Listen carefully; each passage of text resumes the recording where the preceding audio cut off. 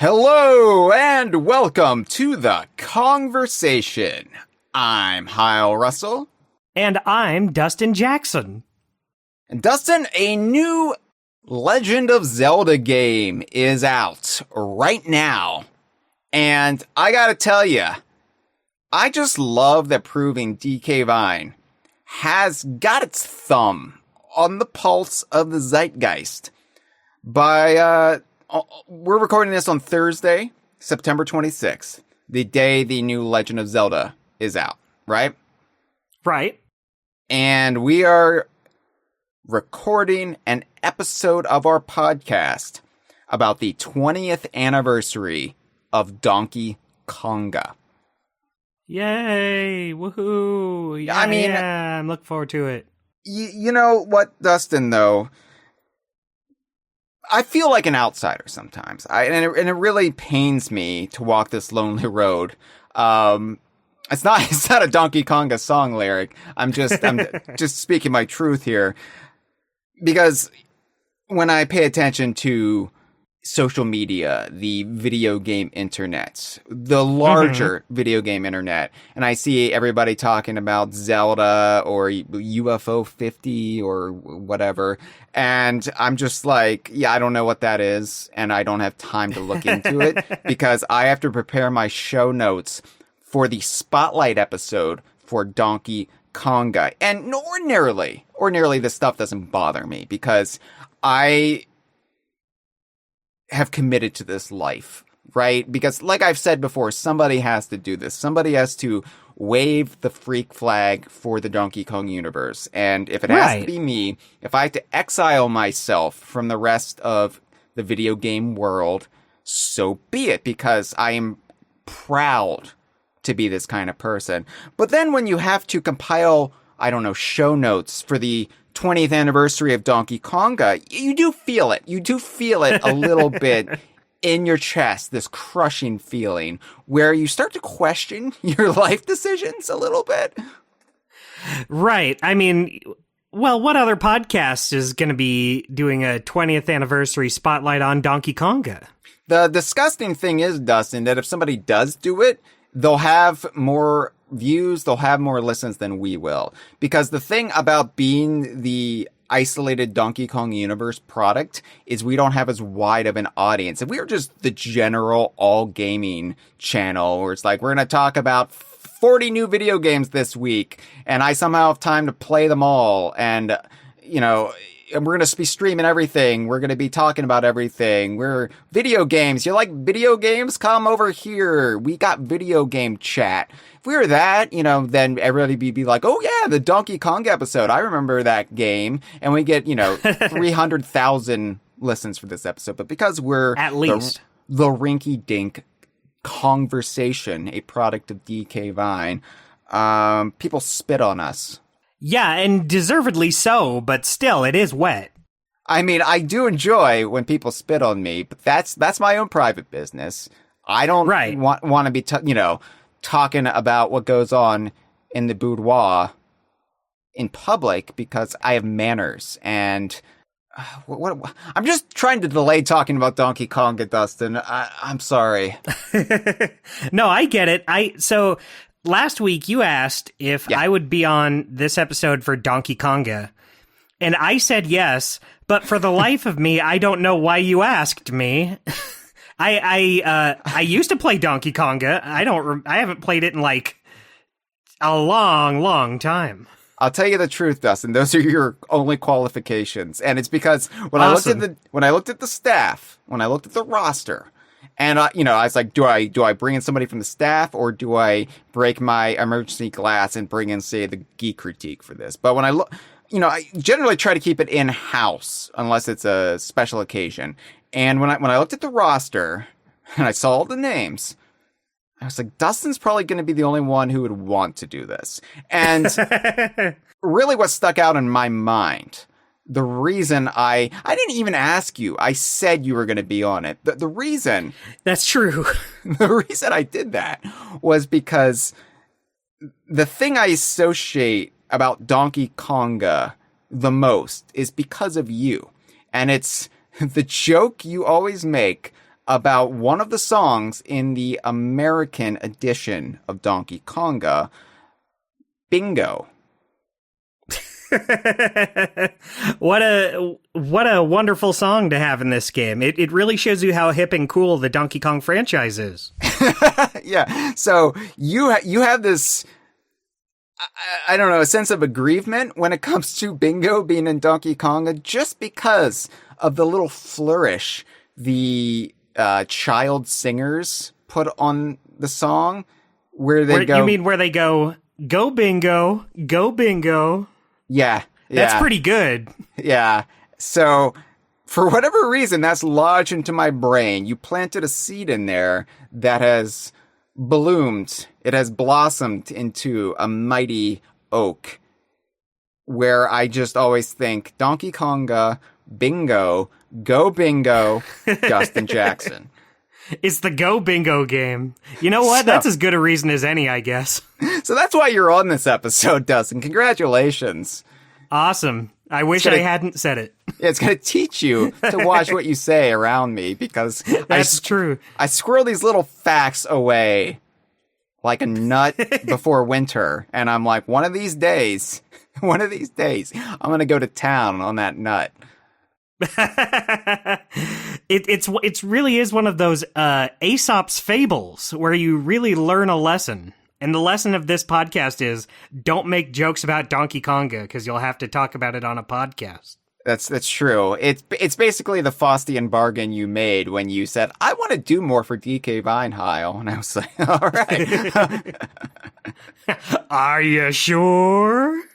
So this is a spotlight episode, so we're going to try to keep the chaff to a minimum. But I want to give a shout out to the live stream because we do live stream the Kongversation episodes that aren't just broadcast live for free on our Twitch channel to our $5 and up patrons. And you can find out more at dkvine.com/Patreon. But we have some tried and true DK Viners in the chat right now. The ones who will turn out for the live recording of a Donkey Konga episode. Hello, Porygon Q and Freezer.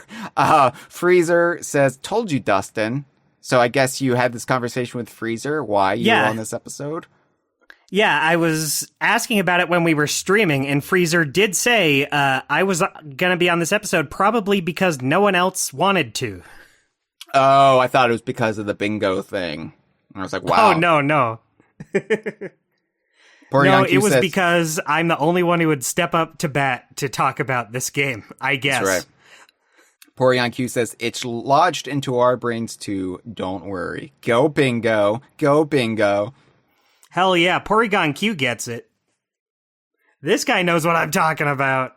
We celebrate all aspects of the Donkey Kong universe at DK Vine. And if you don't believe me, head to our merchandise store right now at dkvine.com/merchandise because you can be the proud owner of the Pan shirt. Now, what is Pan, Dustin? I don't remember. We talked about it. It's like the sounds of tapping the bongo or whatever.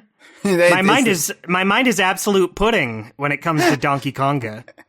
It's the metaphorical sounds of clapping the cheeks when you're playing Donkey Konga. No, that's it. When they advertised the game in Japan. Of course, Japanese onomatopoeia, the sounding out of effects, they're different in Japan than they are in the Western world, just because of cultural associations, like parallel evolution. We don't really derive the same ideas when it comes to what sounds are, So right. When they advertised the game in Japan, the sound of clapping above the DK bongos, because you use your hands on the bongo drums, but then you also clap. There's a little microphone in the bongos, and the sound of clapping, the onomatopoeia of it, is pan. And so they would have these promotional images that would say pan on them, and that just became shorthand, I guess, on the DK Vine forum 20 years ago. 21 years ago when it came out in Japan, for the Donkey Konga series in general, and the DK Bongos on a larger scale. Now I get it. Now I understand. That was a good story, Hyle. I gotta say, pan is what I tell them when they ask what kind of pizza I want at Domino's. Yeah, you made that joke last week, too. I gotta make it again next week when it's unrelated. So, yeah, pan. You get the pan shirt at the DK Vine merchandise page at dkvine.com/merchandise. Nobody will understand what it means. I mean, they might, given that we homage the American logo of the game with the shirt, but, you know, it's still a deep cut. Right. If you want a shirt with an obscure reference on it, but like also maybe not quite interesting enough that people will come up and bug you and ask what it means, this is the shirt for you. Yeah, it probably has more universal reach than Shabunga. I still think that's a genius shirt. We've sold 0 of them, Dustin. It's our worst selling shirt. Hey, you know what? That's everyone else's loss. Yeah. Well, yeah. I didn't spend that much time making it, so it's not that big of a deal. It's not like the new DKU Lore Tour video where it just bombed and I wasted over a month of my life, but that's fine, Dustin, because it sounds fine. We're not here to cry. We're here to pan. We are here to talk about Donkey Konga. Yay. Stop that! You be excited about this. I'm panning. Okay, we're panning for gold on this episode. We are going to PANsplain Donkey Konga. This episode is off to a good start with material like that. We're making the most out of this wonderful experience. No, I played this game as a child. I liked it enough. At the time, it's not a game I have gone back to in almost 2 decades, but I legit enjoyed Donkey Konga when it came out. And I think part of it is because I was really feeling that Donkey Kong drought. The Donkey Kong drought. This came out in 2004, so it's charming to think that the Donkey Kong drought you're referring to was like 5 years since Donkey Kong 64, 4 years since Donkey Kong Country for the Game Boy Color, a little over a year since Donkey Kong Country for the Game Boy Advance. Yeah, surely it won't get any worse than this. No, I promise you, this isn't just going to be us ragging, or this isn't just going to be us bashing Donkey Konga like you would expect, or like most people would do. This is going to be us, I think, trying to find the good in a game that's heavily flawed. But we're not about just tearing something down here at DK Man. Not anymore. 20 years ago, oh yeah, we had a field day with this. But in the modern era, you know, I try to say, no, I like this aspect of something. Every product that could be generously described as art, so long as there isn't philosophy of hatred behind it, I think you can find redeeming value in it.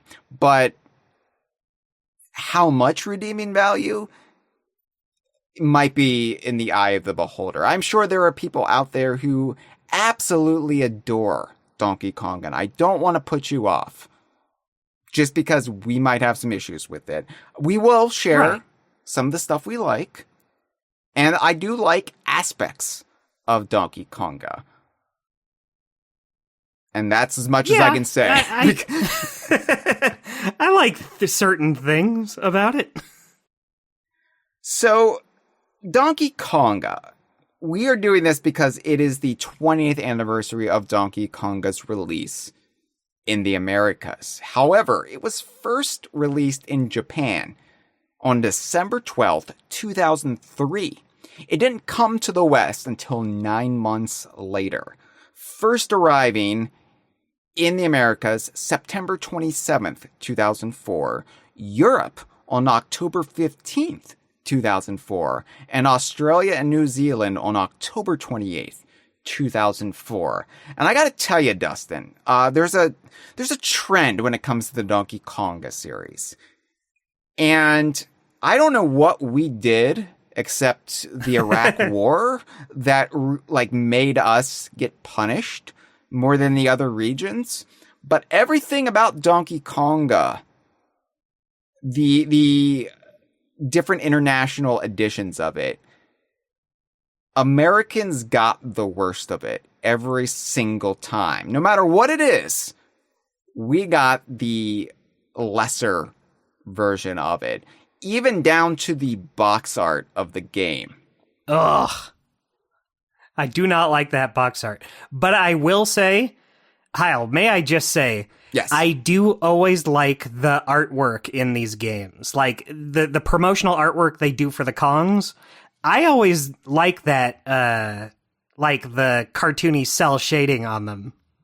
Yeah, so what's interesting about Donkey Konga is this was a weird transition era from the buyout era beginning to the buyout era kind of solidifying. This kind of shift from Rare being the creative stewards of the Donkey Kong series to Nintendo trying to figure out what to do with Donkey Kong. We had a couple of years there where they were still trying to get everything sorted, but they were, I don't want to say rushing out Donkey Kong product just to show like, we don't need Rare. We got Donkey Kong like in order, but whatever it was, we got several games, both Donkey Kong series games and like appearances in Mario games, cameo games as we define them, where you had a lot of elements just carried over directly from the Kong's major last appearance, which was Donkey Kong 64. So right. You would have like Grant Kirkhope and Chris Sutherland, their vocal clips still being used for the voices of Donkey and Diddy, respectively. You would have designs not really settled yet, so you would like be bringing in. She wasn't in Donkey Konga 1, but Donkey Konga 2, Dixie Kong appears. But she's still the Rare model of Dixie Kong. She still has the knee pads. She hasn't like been redesigned or tweaked, which we wouldn't get. Right. We didn't see it full until DK King of Swing came out. But you would get a lot of interesting variations as things were kind of up in the air for a while. And with the Donkey Konga series, they do this kind of cel-shading effect, as you said, for the promotional artwork of the game. The game itself is not cel-shaded. The game itself, just putting this out there right at the top, the game itself, the graphics are fine for what they are, but the animation, it's basically non-existent. It's all very... It feels very Flash gamey. It like, does. Just everything in this game does, like, in the in-game graphics. It doesn't feel like a polished GameCube game. And it's mostly because there isn't fluid animation. It's basically like 3 frames, maybe 4 frames, just on repeat. And that even extends to the minigames. Yeah, so, the minigames are exactly what I was thinking of. We'll talk about them later, but you've got a mini game where Donkey Kong is climbing jungle vines, and I'm like, hell yeah, DK vines, fuck yeah, this is my jam. But it looks like the cheapest, as you said, Flash game kind of shit. Yeah, like the kind of game you would play on Nintendo's website. Right. We're not even talking about the Shockwave Donkey Kong Country barrel maze here. It's not even that quality. No. So it just really feels cheap in a lot of ways. Yeah. And given the turnaround time, the buyout happens September 2002. This came out in Japan December 2003. So, I mean, it was probably in development for less than a year. And it shows. Yeah, it's a very basic package. It's disappointing, especially being the first standalone Donkey Kong game after Rare. And we'll talk about the reaction, the reception, what it felt like at the time versus what it feels like now. But yeah, the animation just, it's abysmal. It's one of the worst looking Donkey Kong games since 1994. And I would say it just serves its purpose. It does what it needs to do. It is all it needs to be. But yeah, given that Rare always went above and beyond with the presentation of the Donkey Kong series, they never like skimped on the details, and they always like really reveled in the areas that other developers might overlook. This was a huge come down. Yeah, and I hate to be too mean to how it looks, because like you said, it does get the job done. This isn't like the ugliest game I've ever seen or anything. Just in terms of what we were used to for the Donkey Kong series. Yeah. It's extremely basic. It looks fine in screenshots. Yeah. And then you actually see it. And you're like, oh. Where did the money go? Yeah. Well, but like I said, I do really like the promo art. Like, I think, like, the Donkey Kong on this box, I think looks really cool. I really like this, seeing the Kongs in this sort of style. And they only get better. Like, Konga 2 and 3, I think the artwork for the Kongs looks incredible. Yeah, it's funny because cell shading was also a big controversy around this time because of Wind Waker and the contemporary reception of Wind Waker. Like, See, I loved Wind Waker's like by far my favorite Zelda game, partially because of the cartoony aesthetic. But I get it, I guess. That's a popular opinion now, Dustin, but in 2004... But at the time... Yeah, like, at the time when people were coming off of Ocarina of Time and Majora's Mask, and they were like, we want the serious adult Zelda, where he, you know... What's this baby shit? Yeah, where he gets Zelda pregnant or something. I don't know. But, you know, there was just kind of this knee-jerk reaction to anything cel-shaded. I look at this promotional artwork and I'd be like, that would look like a really cool visual for a actual Donkey Kong game. Like a cel-shaded Donkey Kong game. But at the time... And it's the best part of this box art. Like, yeah, I mean, the rest of the box art sucks, but DK himself looks good. It's the only good part of the box art, Dustin. So when I was saying that Americans got the worst of it, so in Japan, it's just the Donkey Konga logo with some palm trees and like the Donkey Konga written out in like tiles or like river rocks or something behind it. Very minimalistic, but I like it in comparison. Yeah, I think it works. The European logo is a different different promotional artwork of Donkey and Diddy actually like banging on the DK bongos. It's a lash up of the actual DK bongos and them playing the DK bongos, but it still looks cool. And then the Australian artwork is very similar to the American artwork. It just got the international logo, and it completely cut off the biggest problem I have with the American artwork. So the American artwork it's a big promotional image of Donkey Kong above the bongos, and he's getting ready to like slap them with his hands. And then you got the little like catchphrase, "Is the rhythm in you?" It's like, okay, that's fine. But behind Donkey Kong, there is this strip, this photograph of actors from the Donkey Konga commercial of like young 20-somethings at a Donkey Konga party, and they're playing Donkey Konga at a and they're Donkey having Konga a good party. Donkey Konga party, as everybody had in 2004. They watched the Bush Kerry debates, and then they would head to their friend's house for a Donkey Konga party. And then we gotta unwind. Yeah. So I hate this. I hate this sort of thing because it's very much like, look how cool and contemporary this game is. Look at how fun and sexy you could be. Yeah, you won't look stupid playing this. And you've got the one guy wearing very 2004 clothing. I mean, I dressed like this motherfucker. This sucks. You've got the person in like the blossom hat. I don't even know like how to describe it. It's like a bit, and I don't know. It's just it feels like they're not confident in their product. And given what we now know about how Reggie Fils-Aimé felt about this, they were not confident in the product. So it was very much like, look, this game, it's like Dance Dance Revolution. It's going to be this popular. Look, adults are playing it with Isn't zero that cool? shame.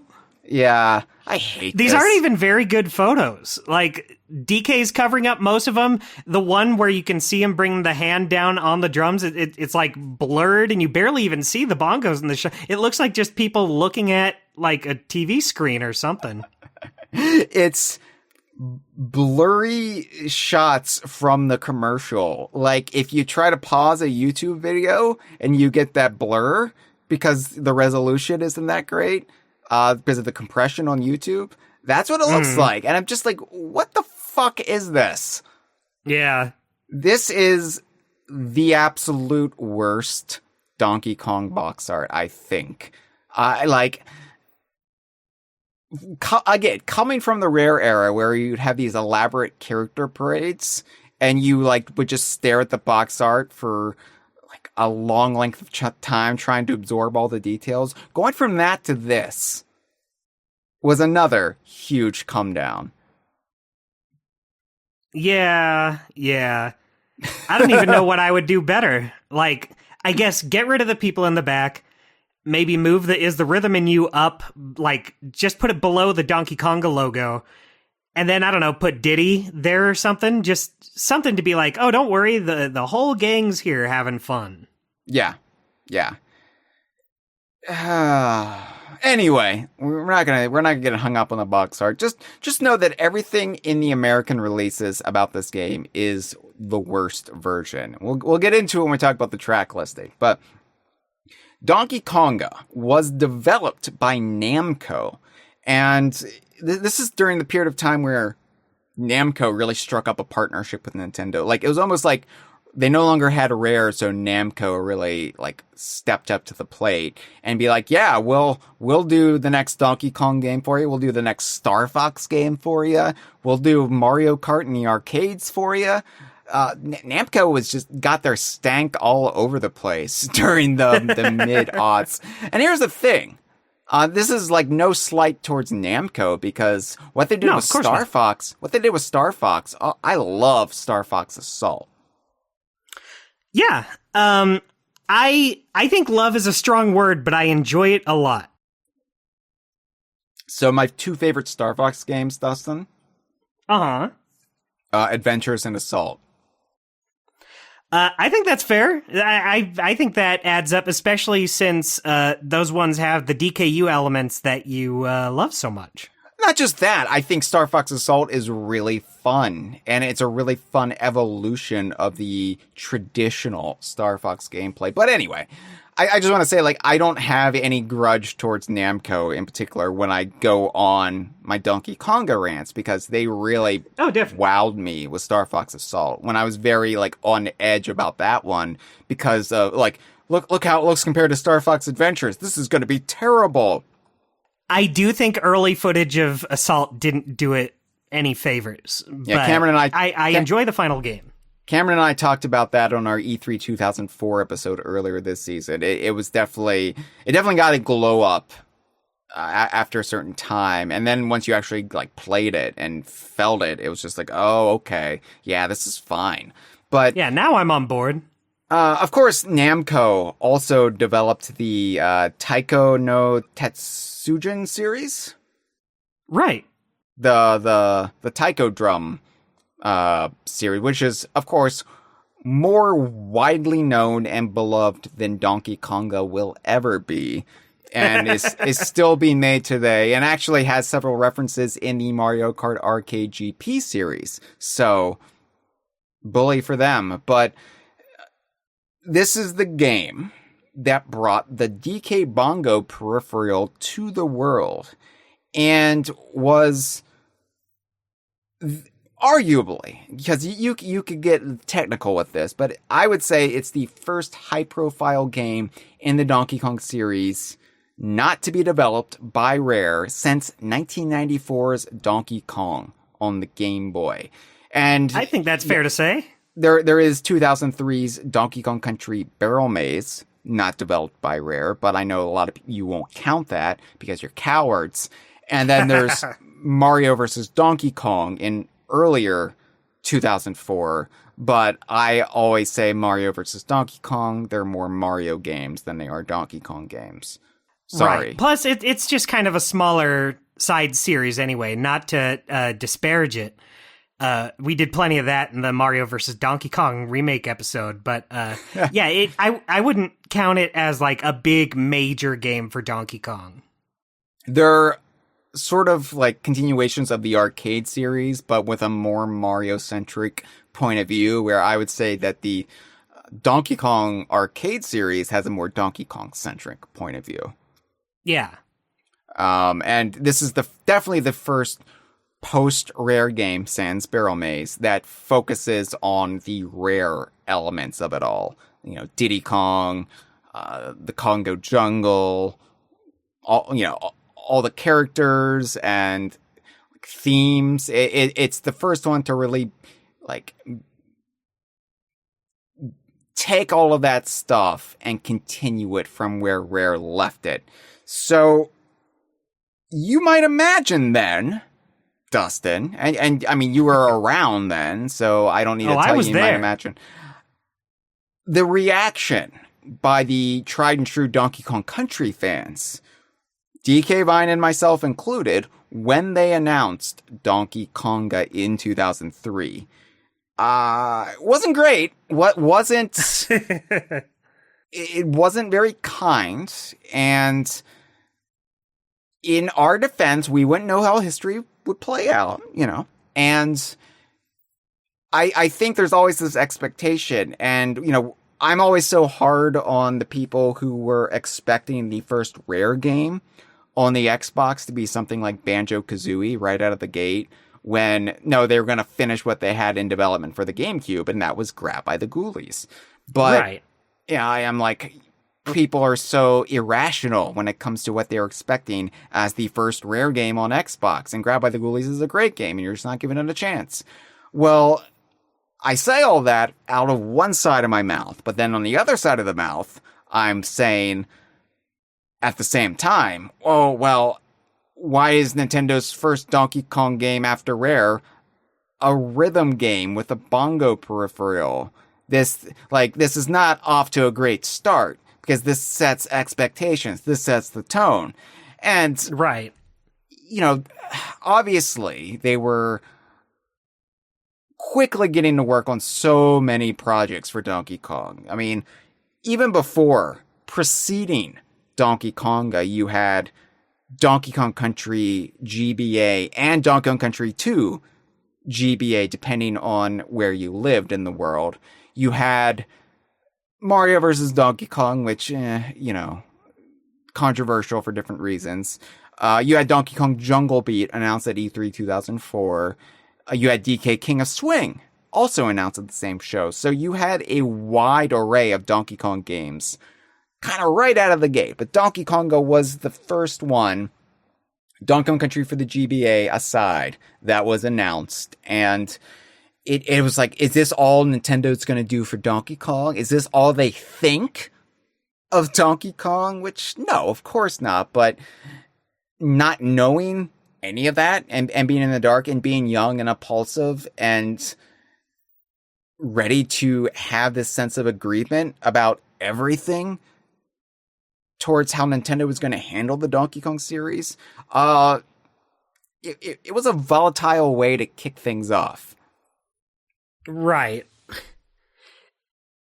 Like, I don't know what the difference is between this and, say, Grab by the Ghoulies, other than I like one and didn't really like the other that much. I guess it is just a biased thing. I'm not saying that they're comparable in any way. Like, I think Grab by the Ghoulies is a masterpiece, an underrated masterpiece, and I think Donkey Konga has its charms, but is mostly a tossed-off party game. Right. Maybe that's it. Maybe with Grab by the Ghoulies, that's like a big full adventure you're playing. With Donkey Konga, you take a look at it and you know what you're going to get. Yeah, and again, it has its place. I'm not saying like a game like Donkey Konga shouldn't exist, but if Nintendo had leaded with something like Jungle Beat, and that would have been controversial for different reasons, because where's Diddy? You know, where's any recognizable element other than Donkey Kong and the banana? Then that would have gotten that whole debate started several months earlier. But I think about how things would have shaken out had Rare made like their own version of Donkey Kong, and obviously it would have been far different from the Donkey Konga we got. But imagine if, say, at E3 2001, they announced Donkey Kong Racing and Diddy Kong Pilot and Donkey Kong Coconut Crackers and Donkey Konga. The reaction towards it would have been a lot more receptive, just like Coconut Crackers had a more positive reception, at least for me. I mean, even then you had people being like, why the hell are they making coconut crackers? This sucks. But because Rare had like won me over because I had faith in what they could do, I would have looked at something like Donkey Kong and been, okay, I'm intrigued. I don't understand, but I'm intrigued. Yeah, well, yeah, part of it is just that time of uncertainty after the buyout. If Rare had announced something like this, we wouldn't have like any shortage of Donkey Kong games at the time. Donkey Kong's fate wouldn't be up in the air. It wouldn't be such a weird time, so we'd definitely look on it a little more favorably. I think a large part of it, too, is, for me, I'm just speaking for me, your early 20s is that very volatile time when you feel the cultural earth start to shift underneath you. And what you loved as a kid is on its way out. A new generation of kids and teenagers are gravitating towards their own things. And this was, of course, all exasperated by the buyout, by the actual studio behind my favorite things suddenly being owned by what's ostensibly the competition now, and everything I loved being thrown up in the air and scattered to the winds. So it was just a weird time in general. And rhythm games, music games were starting to become very popular. Again, zeitgeist. And because I'm reflexively starting to build up a shell around myself towards anything that's popular, because everything that I held to be true, which was popular when I was a kid, is no longer popular, or it's being derided online, or, you know, I have to be very defensive about it. So that means that anything that is popular that's outside of my bubble, if it's not the enemy, then it's definitely something I have to be suspicious about. You know? Right. It's a very toxic mindset you can easily get into. And I did. And so I look at something like Dance Dance Revolution, or Guitar Hero. Guitar Hero was still a couple years away, wasn't it? Yeah, that was a little down the line. But I looked at something like that, at least until the Beatles did it. And then I was like, okay, that's fine. But now it's good. Yeah, like I look at something like that coming home into my own safe space, if you will, the Donkey Kong series, and I'm just like, don't like that. That's not my Donkey Kong hashtag. I didn't know what a hashtag was either, so that's why I didn't know how to put the hashtag before the thing. I put it after because I didn't know. Yeah, it's weird you would say it back then, but cool, you were ahead of the curve. Yeah, when they stole it from me to use on Twitter, they switched around. Probably smarter. And, I wasn't the only one saying, like, what's up with this? It wasn't just the weirdos on the DK Vine forum who just wanted a new Donkey Kong platformer with the Kremlings and Rambi and Engard and Dixie and Kitty and Wrinkly Kong's ghost, like, right out of the gate. Reggie Fils-Aimé, as we discussed a couple years ago here on the Kongversation, also expressed displeasure with it and was very hesitant towards bringing it over to the American market. And this is his quote. And, agree with him, disagree with him, I don't care. This is just me quoting what a high-ranking executive of Nintendo of America said at that time. Right. He said, so I have to tell you, as an executive, I hated Donkey Konga. I hated it. I fought with our parent company. I thought it was going to hurt the Donkey Kong brand. Personally, I didn't find it a lot of fun to play, so I pushed back hard. You know what? We launched it. The first game actually sold reasonably well, but boy, I was not a fan. Ooh, scathing. I mean, I think that's fair, because we'll break it down a little bit later, but I think it might have hurt the Donkey Kong brand. It definitely hurt the Donkey Kong brand on the Nintendo GameCube. And right. That being said, I don't also like the idea of not bringing a game from Japan to the rest of the world, because I'm very much like, oh, they got that, why couldn't we get it? Right, all of a sudden you want Donkey Konga. Yeah, it's like, I want Donkey Konga 3, Dustin, and I fucking hate Donkey Konga 2. Oh, I know. So yeah, that's also the thing people need to realize. A lot of my animosity present day about Donkey Konga does not actually extend to the first game all that much. I mean, I think it's kind of low tier, but Donkey Konga 2 is the bane of my existence. Donkey Konga, I knocked out in about 3 days, like 100% completed it, polished it off, said, all right, that's Donkey Konga, what's next?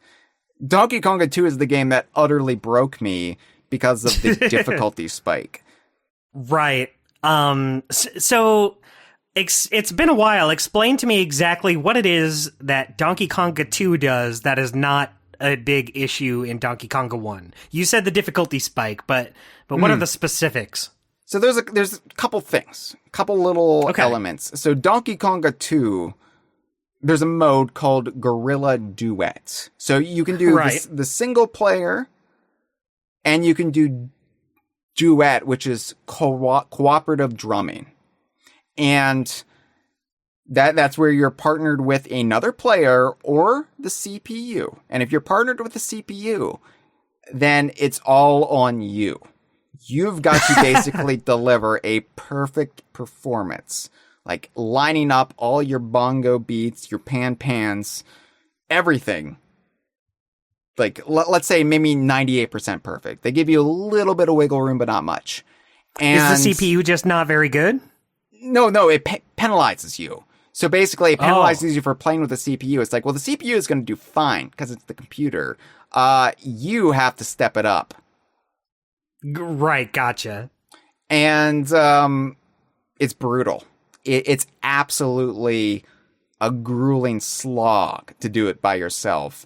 And the problem is, Dustin, there aren't too many Donkey Konga veterans out in the world that you can readily meet. Right. Like, local singles looking to mingle. You can't, like, pull out an app for, like, somebody to pan with for the night. Because they're probably going to murder you if you do find somebody. Right. I mean, they're playing Donkey Konga too. Exactly. And I sank, oh my god, hundreds of hours into trying to beat it, and I couldn't. That sounds miserable. I got into kind of a nice zen about it, though. Like, a lot of 1 a.m.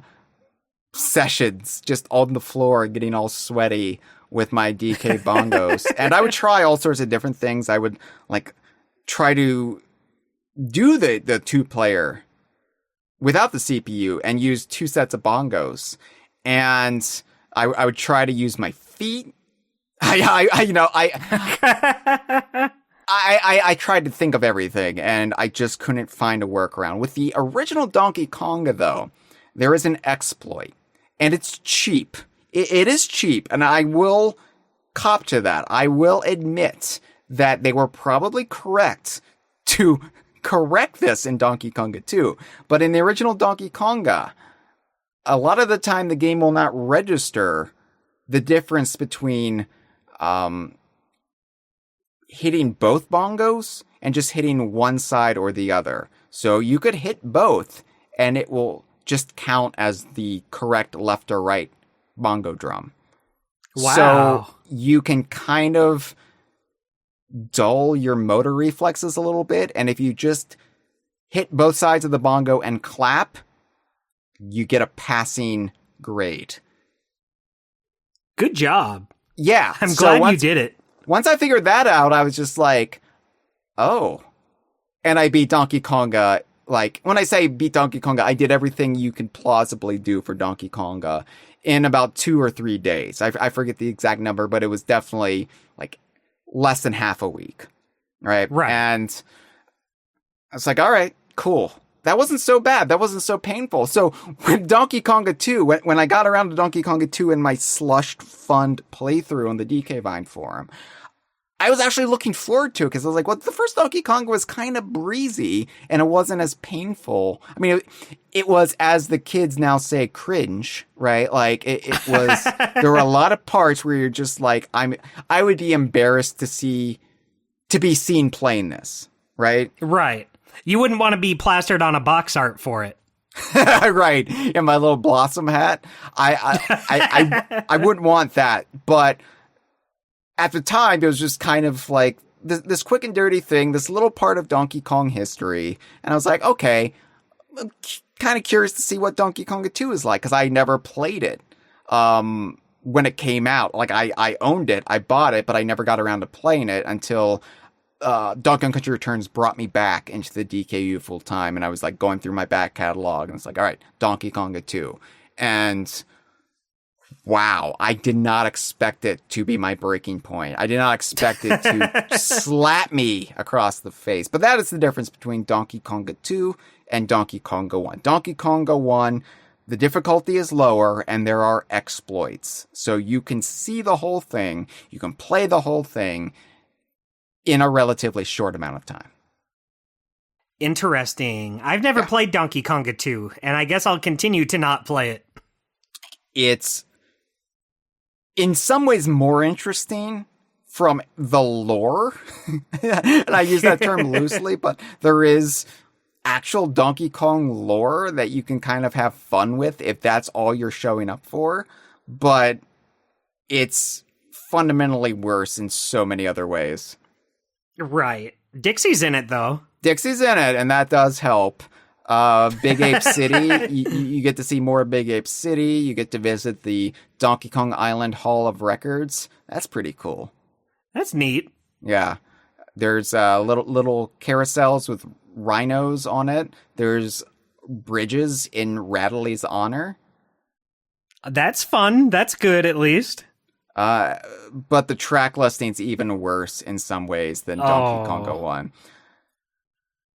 Now, going back to 2004, Hyle, there was a part of me, and I will admit this, because I was Mr. Bitter, I was Mr. Cynical, I was a hardcore, like, just, like, I was basically going to be suspicious of everything that Nintendo did with Donkey Kong that did not meet my very limited worldview of what Donkey Kong should be. Nintendo had a high bar to clear post Rare, and sometimes they did clear it with like King of Swing, Jungle Climber, but basically I was a full-on buyout era culture warrior, which I'm not proud of, but like knowing everything we know now, like, oh, that infamous interview that IGN ran was mistranslated, and they actually weren't shit-talking Diddy during it at all. Right. Like little things like that. But at the time, there was no way we could have known. I get being upset at the time.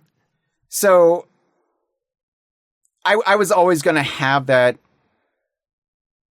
misanthrope kind of attitude towards Donkey Konga, but there was a small part of me, a small flicker of light deep within my soul that was still kind of intrigued by it. Like, I kind of wanted to play it because it was a new Donkey Kong game and Diddy was in it. And, yeah, I might not like it, but maybe there'd be something I could enjoy. And I would never admit that on the DK Vine forum because we have a war to fight. But, I don't know. Like, I saw the gameplay in a GameStop, and it was Tito Puente's Oyo Como Va, which has a more, probably a more famous cover now by Santana. And, Carlos Santana kind of became a piece of shit in recent years, but guy could play guitar. And right. So you're just like, wow, that's kind of cool. Because when you see like a song that kind of works with the Donkey Kong aesthetic and like the bongo drum vibe, you're like, okay, this might not be so bad. Like, that's kind of cool. Oyo Como Va, come on. All right. Like, I'm not going to tell Chad or Ozzy Ben about this, but kind of can't wait to play this a little bit in the privacy of my own home, behind closed doors. Right. So, let's break it down. Let's see if that little part of my soul was correct. And I have a good feeling, Hyle. I feel like you were going to be right on the money. Well, to really set the mood, Dustin, we have to talk about the story of Donkey Konga. The story of Donkey Konga. Donkey Konga, yeah. We have to talk about the plot of the game. And it's a very simple plot. It's a very dumb plot. I would say the thing about Donkey Kong games, Dustin, is they usually have a very stupid plot. But the stupidity comes in degrees. It's all in the execution, because the original Donkey Kong Country is one of the dumbest video game plots ever devised. But it knows it's stupid. That's part of the joke. Right. The Kremlin... He stole the bananas. The Kremlin steal a banana horde. A banana horde in and of itself is a joke because bananas are extremely perishable. So the whole idea that there is this highly sought after treasure trove of bananas, that's the humor. Right. And not everybody's going to get that, but it's funny to me, because it's almost like a parody of a video game plot. It reads as tongue-in-cheek. And so that level of stupid is fine because it's smart stupid. Yeah, it's in on its own joke. It's when a game plot is just stupid that I'm just going to tisk it. And I would say the Donkey Konga plot is stupid. But I think the Donkey Konga plot is also the thing about Donkey Konga I like the most, because the lore that it provides to Donkey Kong. And I'll explain what I mean about that. Now, if you watch the DKU lore tour video about the Tiki Tak tribe, you'll know where I'm going with this. But if you haven't, then just buckle up. All right.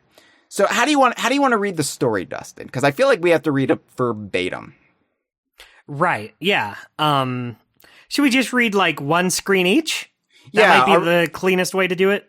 When it comes to the dialogue, are we going to do silly voices, or are we going to... Oh man, that's a good question. I don't know. I'm all for doing silly voices in like the heat of the moment on like Stream of Thieves, but when it comes to like I'm here to put on a show, that's when I get a little more self-conscious. Okay, well, how about you do Donkey Kong? I'll give you the voice of the protagonist, Dustin, and I will voice Diddy and Cranky because everybody loved my Cranky in the most recent DKU lore tour video. And when I it's say really good. I say when they love my Cranky, they accused it of being another spin on my Bill Clinton impression. Oh, imagine that. So I'll be Diddy and Cranky. Do you want to be the narrator then? Okay, I'll be the narrator. That sounds good. Let's do it. All right. Okay. One day, as Donkey Kong and Diddy Kong were strolling along a remote beach, they come across a pair of barrels unlike any they had ever seen. Can I just say, sorry to interrupt, right off the bat, we have to also describe how the story is communicated visually. So, again, there's no budget for animation in Donkey Konga. So, no. What they did, and these are lovely images of the Kongs. I really like these. This would look really good in a GameCube era Donkey Kong game, but that's not what we got. These are presented as photographs. And there's, let's see, 3, 4... There are 6 photographs used to communicate the entirety of the story. And each photograph is pinned on a cork board. A cork board. And I don't understand. I mean, I understand because it was a cheap way to communicate the story. But right. This reads like a Pepe Sylvia kind of thing, like a conspiracy theory. Right. There's so many other ways they could have done this. A corkboard is a weird one that does not relate to a bongo rhythm game in any way. No, this is like a government agency is tracking the Kongs or something. Yeah. They're interacting with the planted bongos. I don't understand. But okay, we'll roll with it. It's a little out of universe thing to cheaply tell us the story of Donkey Kong. Anyway, that I just have to explain that.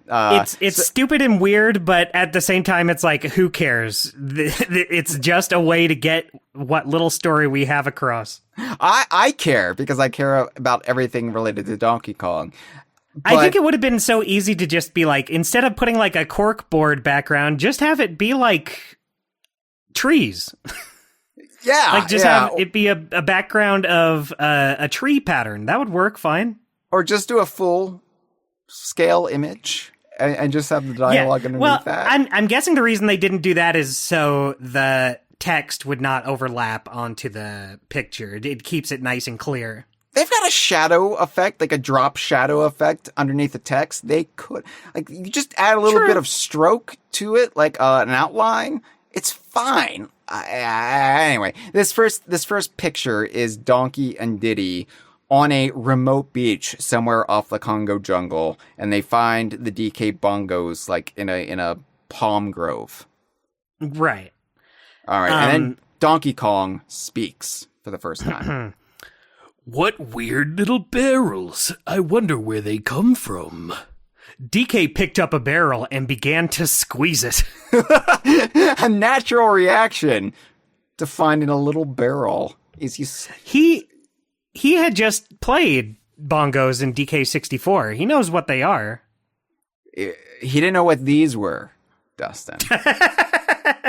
That's true. These are similar to bongos, but he can't be too sure of that. So Diddy was very concerned. Diddy said, "Hold it! Don't break it!" But there might be something inside. What if it's one of King K. Rool's traps? Hey, are you trying to scare me? We should talk to Cranky about this. And then the next picture is my absolute favorite. Yeah, it's like the meaning of life. It's back at Cranky's, in front of a bunch of banana trees. Donkey Kong is holding up one of the DK bongos. Oh, they're not named yet. One of the bongos. He's holding it up with this like hand to the chin expression, and Cranky is scratching his head looking at it. By the way, Cranky looks great in the Donkey Konga games. I don't have any issue with how Cranky looks in the Donkey Konga series. Hell, even Donkey Kong here looks totally fine. He's on model. He doesn't look as weird as he does in Jungle Beat. I've never been a Jungle Beat Donkey Kong model fan, and this isn't like the most interesting Donkey Kong in the world, but it's like we said before, it gets the job done. That's right. So the next part of the story, so the two took the barrels to Cranky. When Cranky saw the barrels, he began to chuckle. Oh, I'm Cranky. That's right. Yeah. That there's what they call a bongo. And then are we going to do this in unison? We have to do it at the same time. Yeah. All right. 1, 2, 3. A bongo.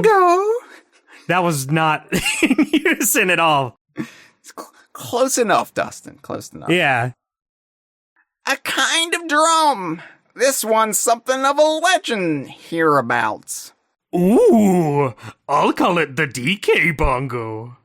So let's just address not the elephant in the room, because that's somebody else in the game. Let's just address that the way this story is presented on face value, Donkey and Diddy don't know what a bongo drum is. It's very weird because they know what barrels are, they know what bongos are, but when you combine the two, they are completely lost. Yeah, a lot of people have issue with this because it's like, well, 5 years before this, Donkey Kong played the bongos. Like that was his instrument in Donkey Kong 64. Yeah. And like obviously Namco doesn't give a shit about Donkey Kong lore that much here. And they're playing fast and loose with it.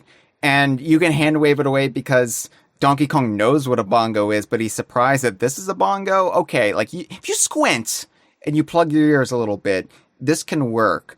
But I really hate the way, and I know I said the story is the best thing about Donkey Konga, but just roll with me here. I really hate how aggressively dumb both Donkey and Diddy are played in the story here. Like they're almost like at the level of just eating rocks.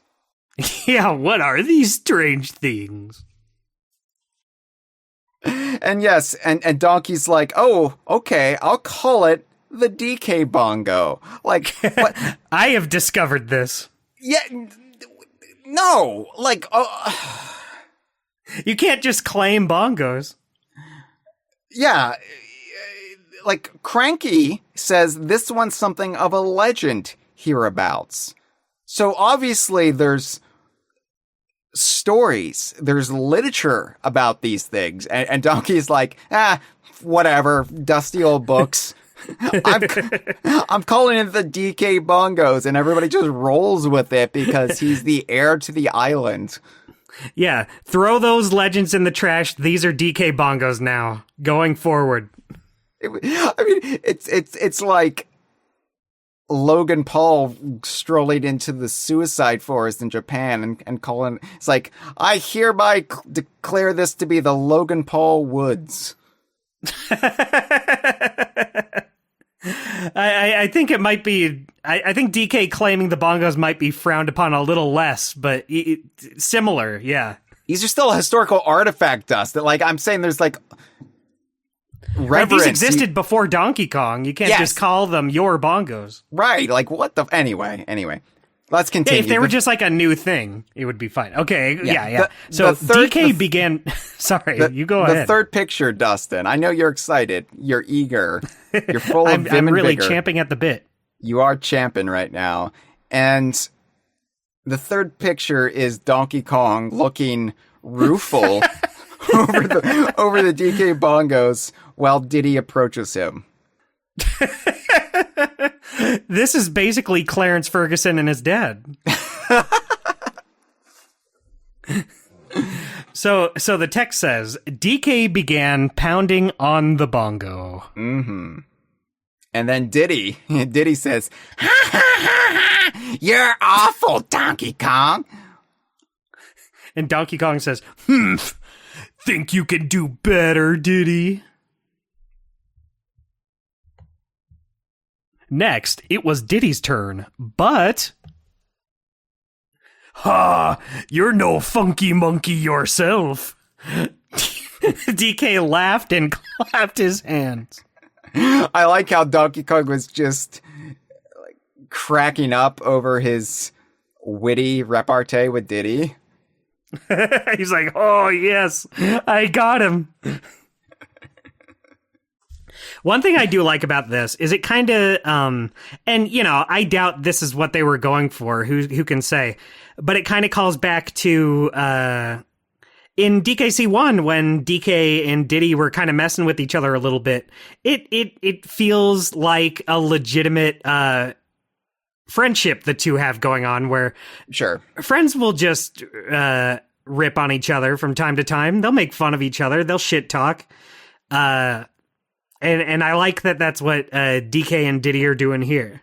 Yeah, they'll bite each other's fingers. They'll pound their skulls and give them concussions. Right, you know, just bro things.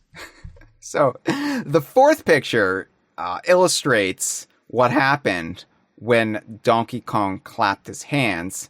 It shows Donkey Kong clapping his hands. It shows the bongos illuminating. It shows Diddy looking on with surprise and Cranky leering in the background. Yeah, what a face on Cranky. I agree with you that he looks good in this game, but this one panel he looks a little weird.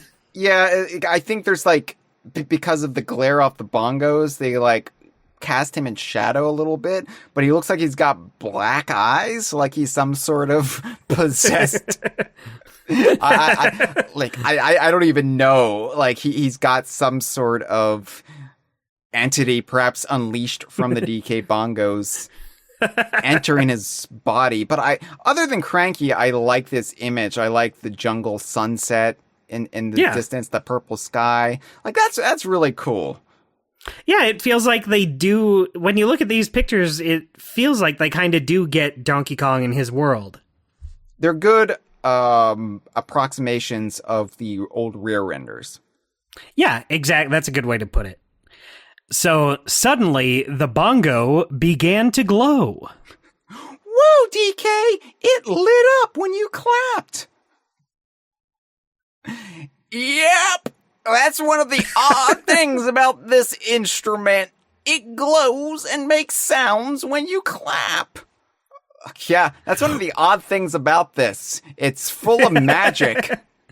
Yeah, that's just one of the weird things about it, I guess. I do appreciate that Namco went out of their way to justify the little flourishes they gave the bongos in the gameplay and I'm not explain, but they sort of 25% of the way say like, yeah, they're magic bongos. Fucking deal with it. Yeah, that's as good an explanation as any. So DK says, "Wow, that's cool." DK and Diddy started to drum and clap. Okay, the next photo is Donkey looking rueful again over the bongos. Oh, man, he looks so sad. Donkey Kong spends more time just utterly demoralized in Donkey Konga than I've ever seen him. Like even in Donkey Kong Country 2, where he was tied up and shot at point blank range by K. Rool, he still looked like he was having a better time than he looks here. Like he is here. Yeah, like there he was mad. Here he's like legit looking pretty sad. Yeah. I guess Diddy looks kind of bummed out, but you can't really see Diddy's mouth because his hands are in the way because they're kind of clasping the right side of the bongos. But Cranky is, I guess, comforting the two of them, or he has his hand on both of their shoulders. Yeah, that's a very comforting expression he has. Well, comforting as comforting as Cranky can be. Right, he's still gonna look mostly angry when he does it. But so the story continues. With the two of them, the racket was worse than ever. Oh, we really stink. I wish we didn't have the first part, because I would just love that out of context if it was just a dialogue box that said, "Oh, we really stink," underneath Donkey Kong looking like depressed. So sad over his own smell. And we say Cranky is not comforting them, but this is as encouraging as Cranky has ever gotten up to this point. Yeah, a problem I have with this era is Cranky is just kind of reduced to the wise old man. Like, he is not cranky at all in this era. We've talked a little bit about how it might be a cultural divide where, traditionally in Japanese culture, they actually respect their elders. It's not like here where we basically wish you die when you turn 45. So 45, uh-oh. I know, clock's ticking. But they've got more tropes of the wizened mentor than they do the cantankerous, bitter fool. And so there might have been some translation issues when it came to Cranky's portrayal. You can liken it up to him just mellowing a bit after Wrinkly died. Yeah, he's not in a great space. He's not really in the mood to give them the business.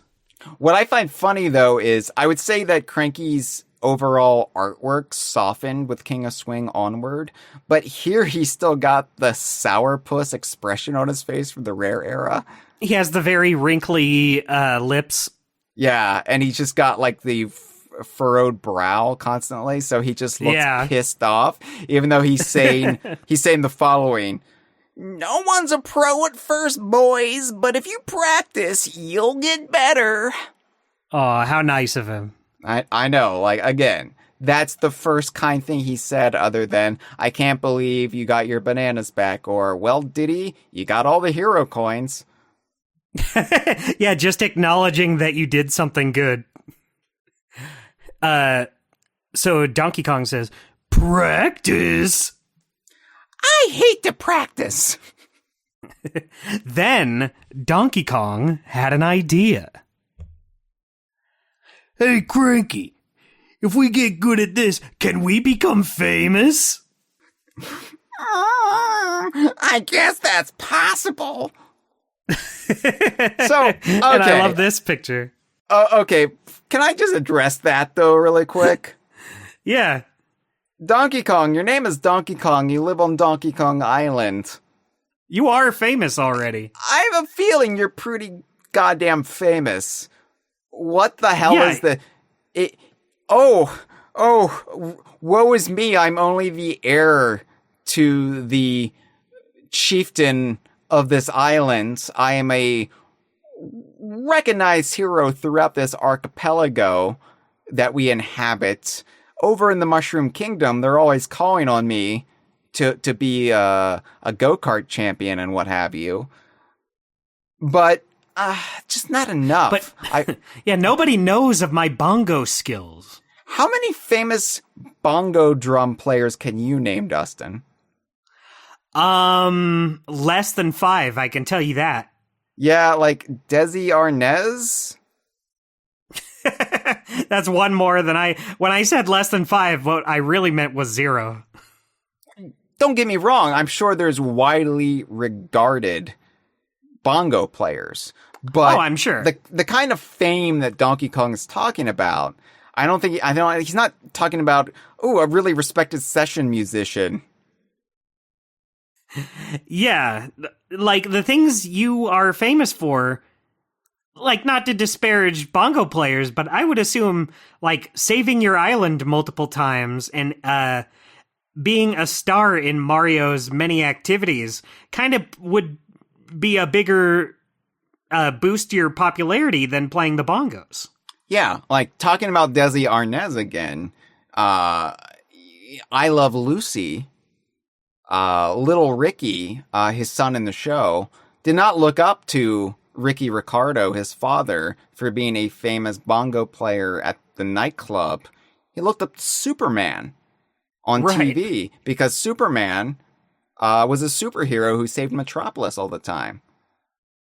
Yeah, a little bit more of a bigger deal. Yeah. So anyway, the next picture, the last picture on the corkboard, and I do like this one. It's Donkey and Diddy cheering into the night like bellowing into the sky with the bongos between them, making a blood pact that they shall become famous bongo players, while Cranky is doing a very sitcom, like, freeze frame end of episode, like throwing up his hands in the air saying, "Oh, you guys." I don't know. Here we go again. Yeah. It looks like a ritual. Yeah. They're trying to expel the demon that was in Cranky's body mere moments before. Yeah, they're in a triangle position. They have the flames going. It feels very demonic. So can I just point out, too, that I've always thought this was Cranky's cabin, but it does not match the architecture of Cranky's cabin. Right. So it might be Namco's just half-assed attempt at Donkey Kong's treehouse, but it's not a treehouse. It's on the ground floor. It's on the ground level. And I fan-wanked this away as being the back door of Cranky's cabin. So we're seeing they're basically in Cranky's backyard. Yes, that's the only way it makes sense, because Diddy said we have to go see Cranky. So they went to see Cranky. So this would probably be Cranky's cabin. But because it does not match Cranky's cabin as we know it, because it's not barrel-shaped from what we can see. The porch is different. There's no neon Nintendo sign. If you squint, you could say this is the backside that we never see. And maybe it just like extends outward from the barrel itself. And, right. This is the backyard of yeah, I mean, there's cabin. nothing in the story. There's not like a part in the story that says, and so the Kongs raised their hands in the air and stood in the front of Cranky's house. Right. Thank God we dodged that bullet. That was a close one. Yeah. So, yeah, if you ever wanted to know what the back side of Cranky's cabin looked like, well, you can just play Donkey Konga. But, it was a big year plus for knowing the fuller extent of Cranky's cabin, because we saw the interior in the GBA remake, and we see the backyard in Donkey Konga. And now we know. They were so nice to give us that. Yeah, I feel like I'm his roommate at this point. Yeah, I know exactly what time of the day he jacks off. Well, no, because I'm sure he would do it in the bathroom. Right, but every time he goes in. We've never seen his bathroom. That's still true. That's still on the list. I really hope the next Donkey Kong game. Anyway, they gotta show us sooner or later. I'm not doing my duty here. There's more dialogue to read. So we'll be like musicians with mountains of money. Oh, Diddy, this is 2004. Like, only a select handful of musicians make money at this point. Everything is pirated at this point. The music industry. Yeah, this was Napster time, right? Yeah, this was kind of not peak Napster, but this was still people were pirating their music, and they weren't getting you're the not seeing much. They weren't even getting royalties from digital music sorted out yet. So yeah, Diddy, yeah. We'll be musicians with mountains of money. Yeah, I can't wait for your Eras tour, Diddy. You know what? There is a famous musician named Diddy, actually. But you know what? Ooh. Doesn't end well for him. Yeah, maybe lie low a little bit with this music career. Yeah. So DK responds, we'll be able to buy anything we want. All right, you ready? Yeah, I'm ready. All right. All the bananas we can eat. I did Diddy. I didn't even do Donkey Kong. You threw me off, dude. Yeah. So we were doing it in unison, more or less. But the wires got mixed in my brain, and I thought, oh, we're supposed to sound the same, too. So you just mashed up Donkey and Diddy. You just became one entity. You fused them. Hey, that's the way I like them. Save the time. Cut out the middleman. Cranky watched DK and Diddy dream of banana heaven and sighed. Where his wife is. You've got to practice first, fellas. Oh, that Cranky. So that's what Donkey Konga is. It's them practicing on the DK Bongo. What a setup for the grandest Donkey Kong adventure yet. We gotta practice beating bongos. So, yeah, another flaw with the story, Dustin. No, what? We'll become famous musicians so we can become rich.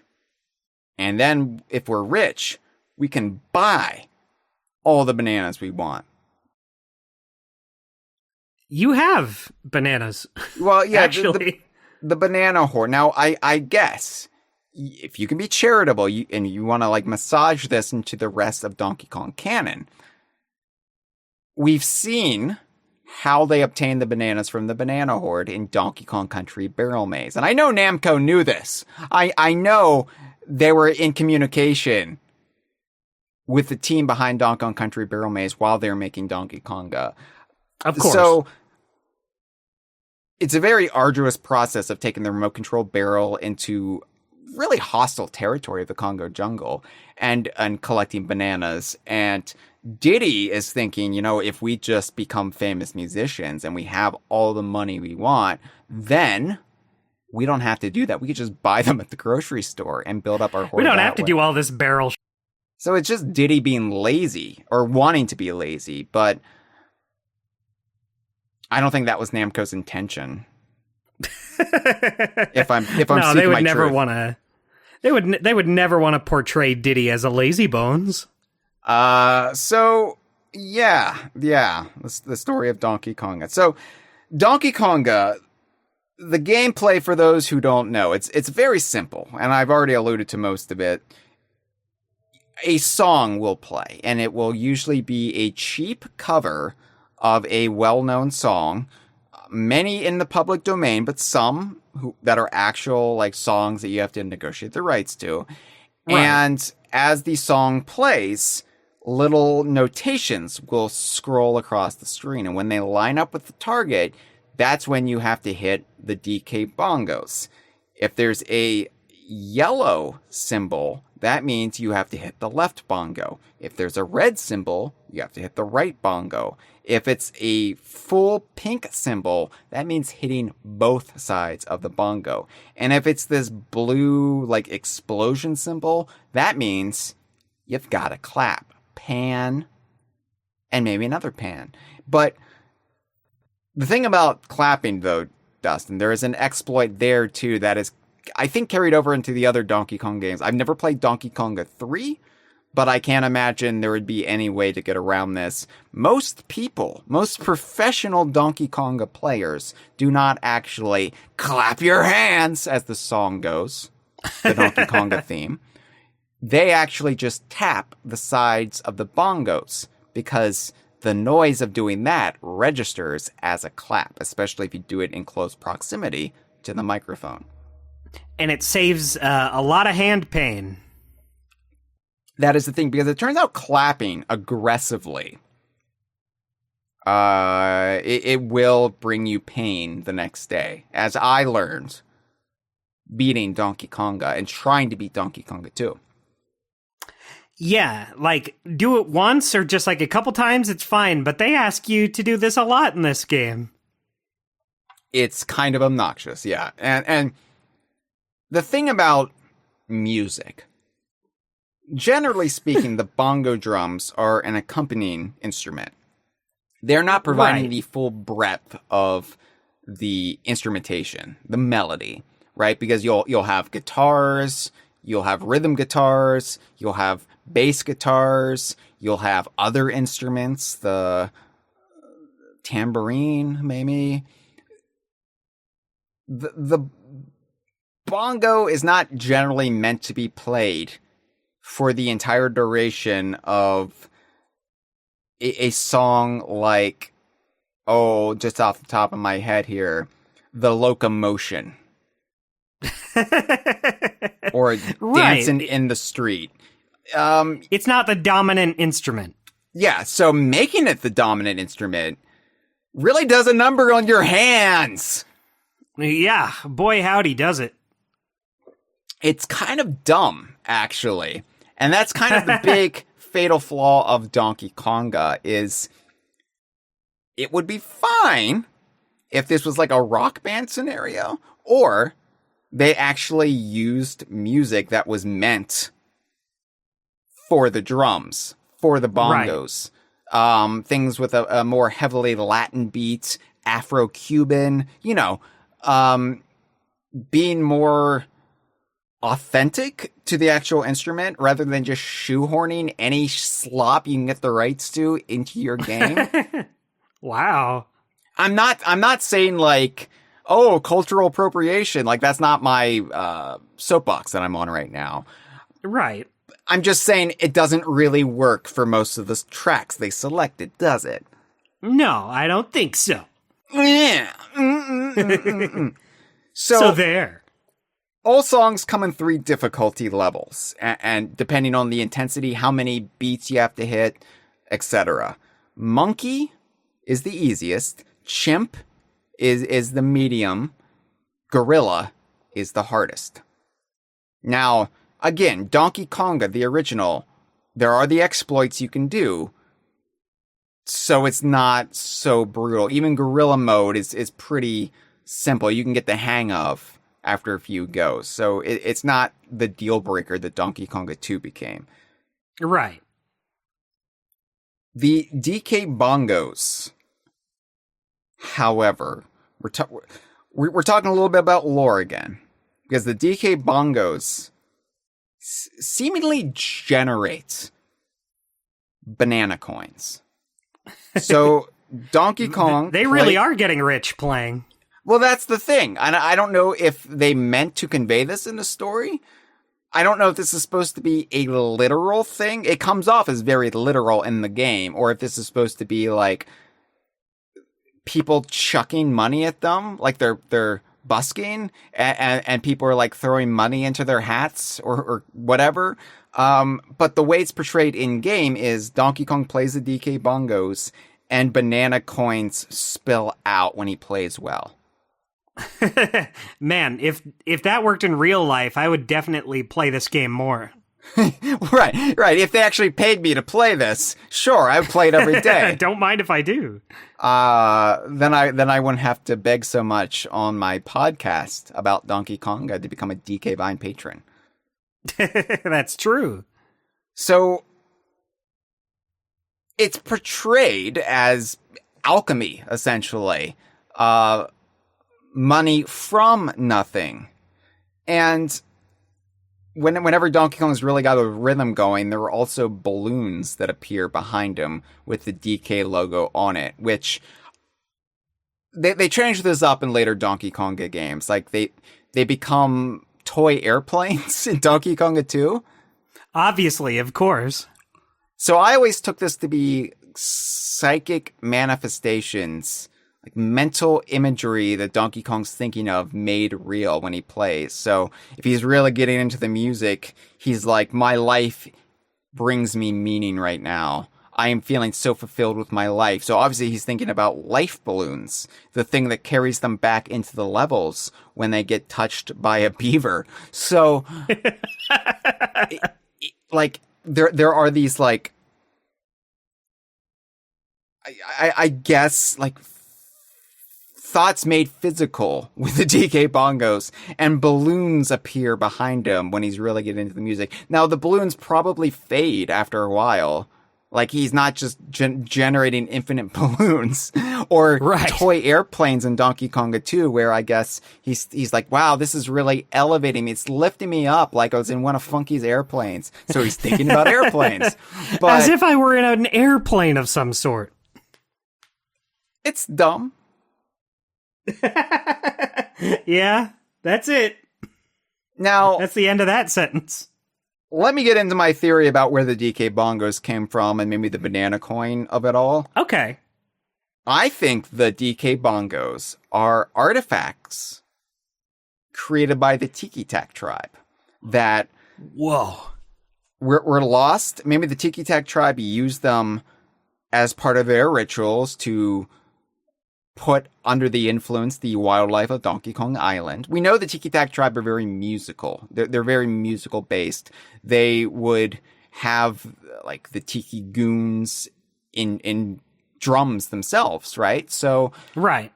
it makes sense that DK bongos were a powerful tool in their rituals, in their arsenal, when they controlled Donkey Kong Island in the time of antiquity. So I think the bongos were lost when the Tiki Tak tribe was overthrown. Cranky still knows of the lore and legends of the island, so he knew what they were, and Donkey and Diddy found them.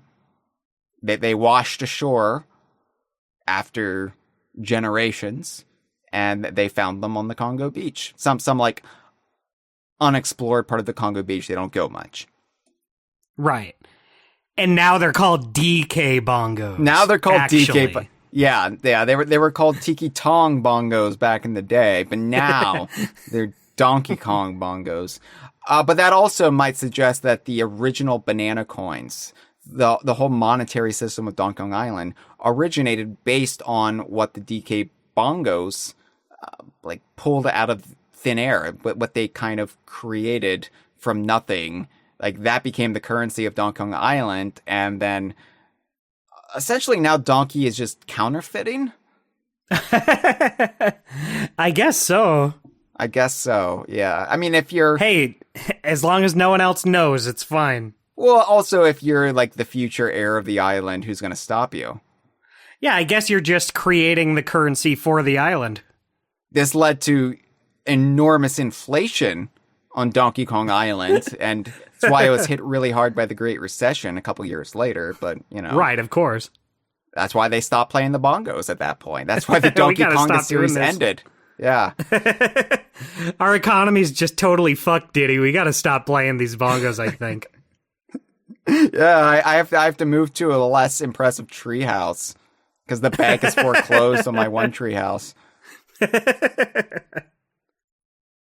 Yeah, that's my theory on the DK bongos. Take it or leave it. Hyle, I like it. Thank you. It makes sense. Yeah, I mean, you just explained it. I have no holes to poke in that theory. That's all I need to hear. So anyway, there are, I think, 5 backgrounds that you can randomly get playing Donkey Konga. And basically Wow. the way Donkey Konga works is you got the little animation barely of Donkey Kong playing the bongos. And going apeshit when he's doing well. Yes, you've got the bar in the middle with the beats for the song. Right. And then you might have stuff going on the bottom screen, other character animations, which we'll get into if you're playing single player. The more players play, the less you see because they have to fill it up with everybody's individual bars of beats. But yeah, in the background, you'll have this kind of panning shot of Donkey Kong Island scenery. Just to put something in there that's visually interesting, to make it not so static. And this stuff all looks fine. I think Donkey Konga has less interesting backgrounds than Konga 2 or Konga 3 even, but it all works. It all feels thematically appropriate for Donkey Kong. They don't go far with the bongos in Donkey Konga. They're just practicing, like, around their own jungle. So you don't get any really like out there imagery like you do in later games. But the backgrounds are the beach, which we'll say is the Congo beach. It's the jungle, which we'll say is the Congo jungle. Temple ruins, which you can't really tell if they're Kremlin ruins or they're like the Kong-based ruins of the later games. I'm going to guess Kong-based ruins just based on the architecture. You've got a volcano background, which, okay.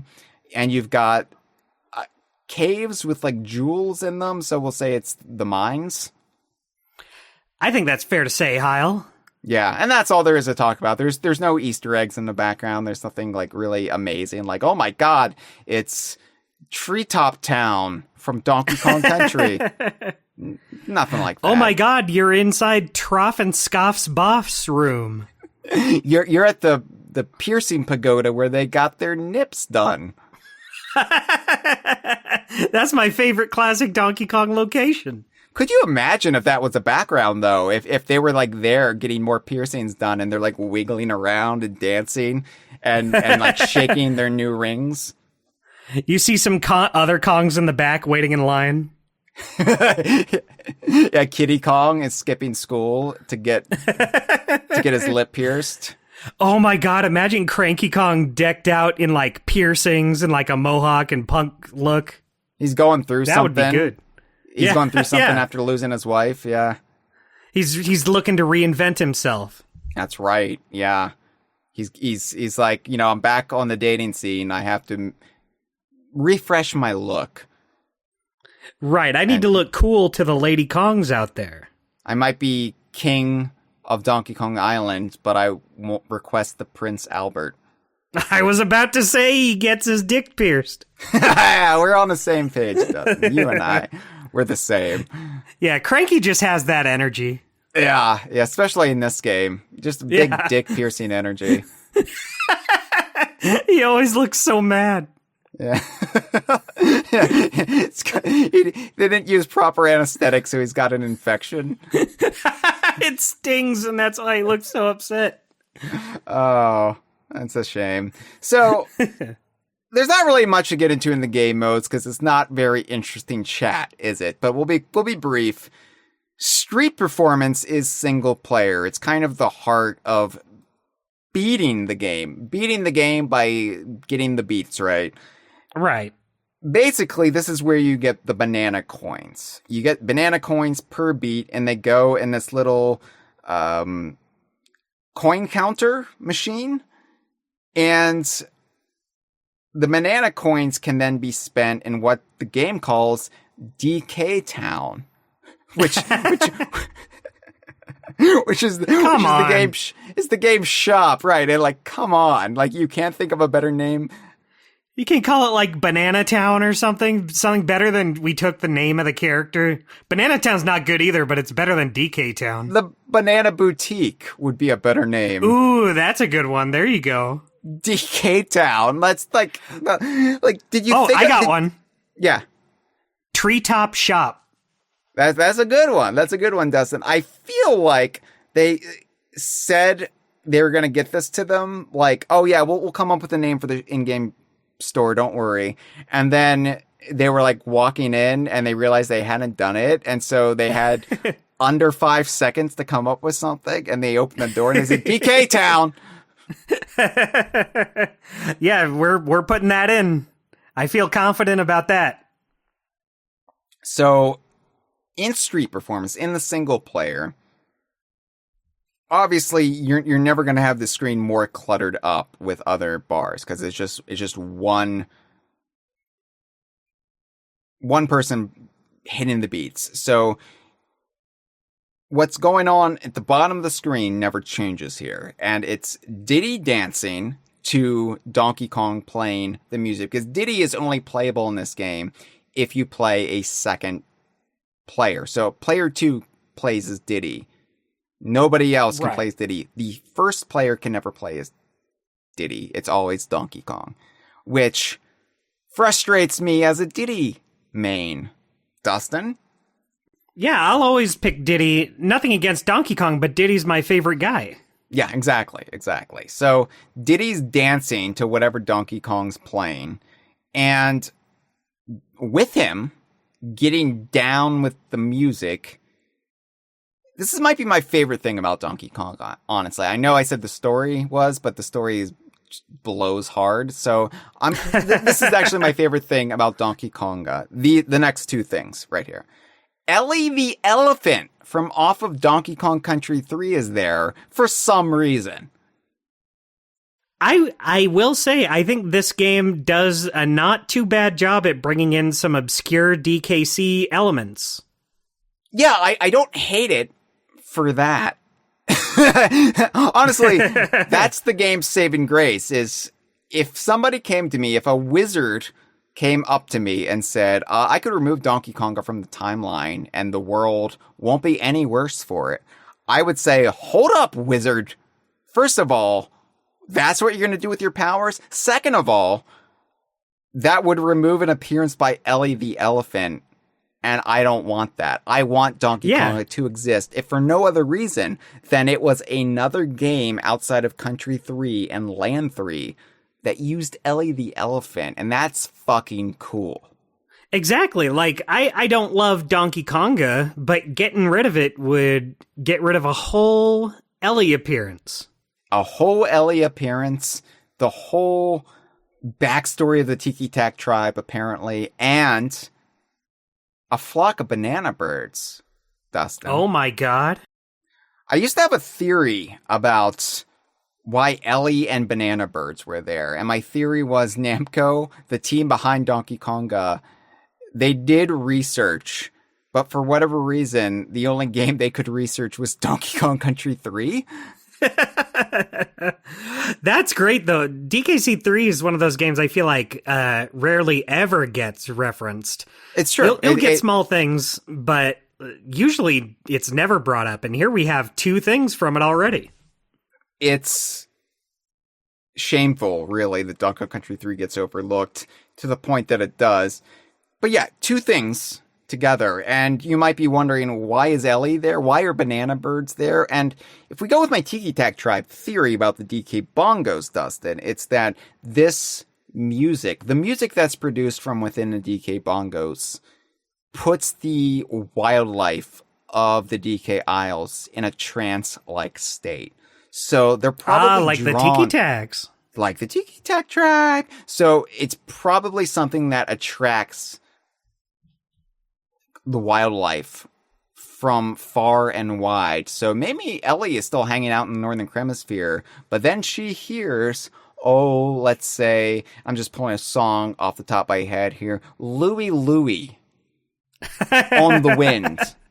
And Ellie's like, hark, an angel sings, and dives into the ocean and swims to Donkey Kong Island.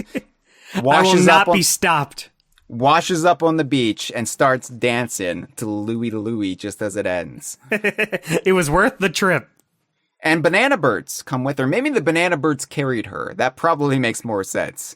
Where there we go. The banana birds say, hark, an angel sings. And they fly and they just and Ellie's like, wait for me, motherfuckers, and jumps on the back of the banana birds. Because we know the banana birds. I gotta get in on this. The banana birds can carry heavier things than them, as we saw the time they carried Dixie Kitty from Wrinkly's Save Cave to their cloud realm above the Northern Hemisphere.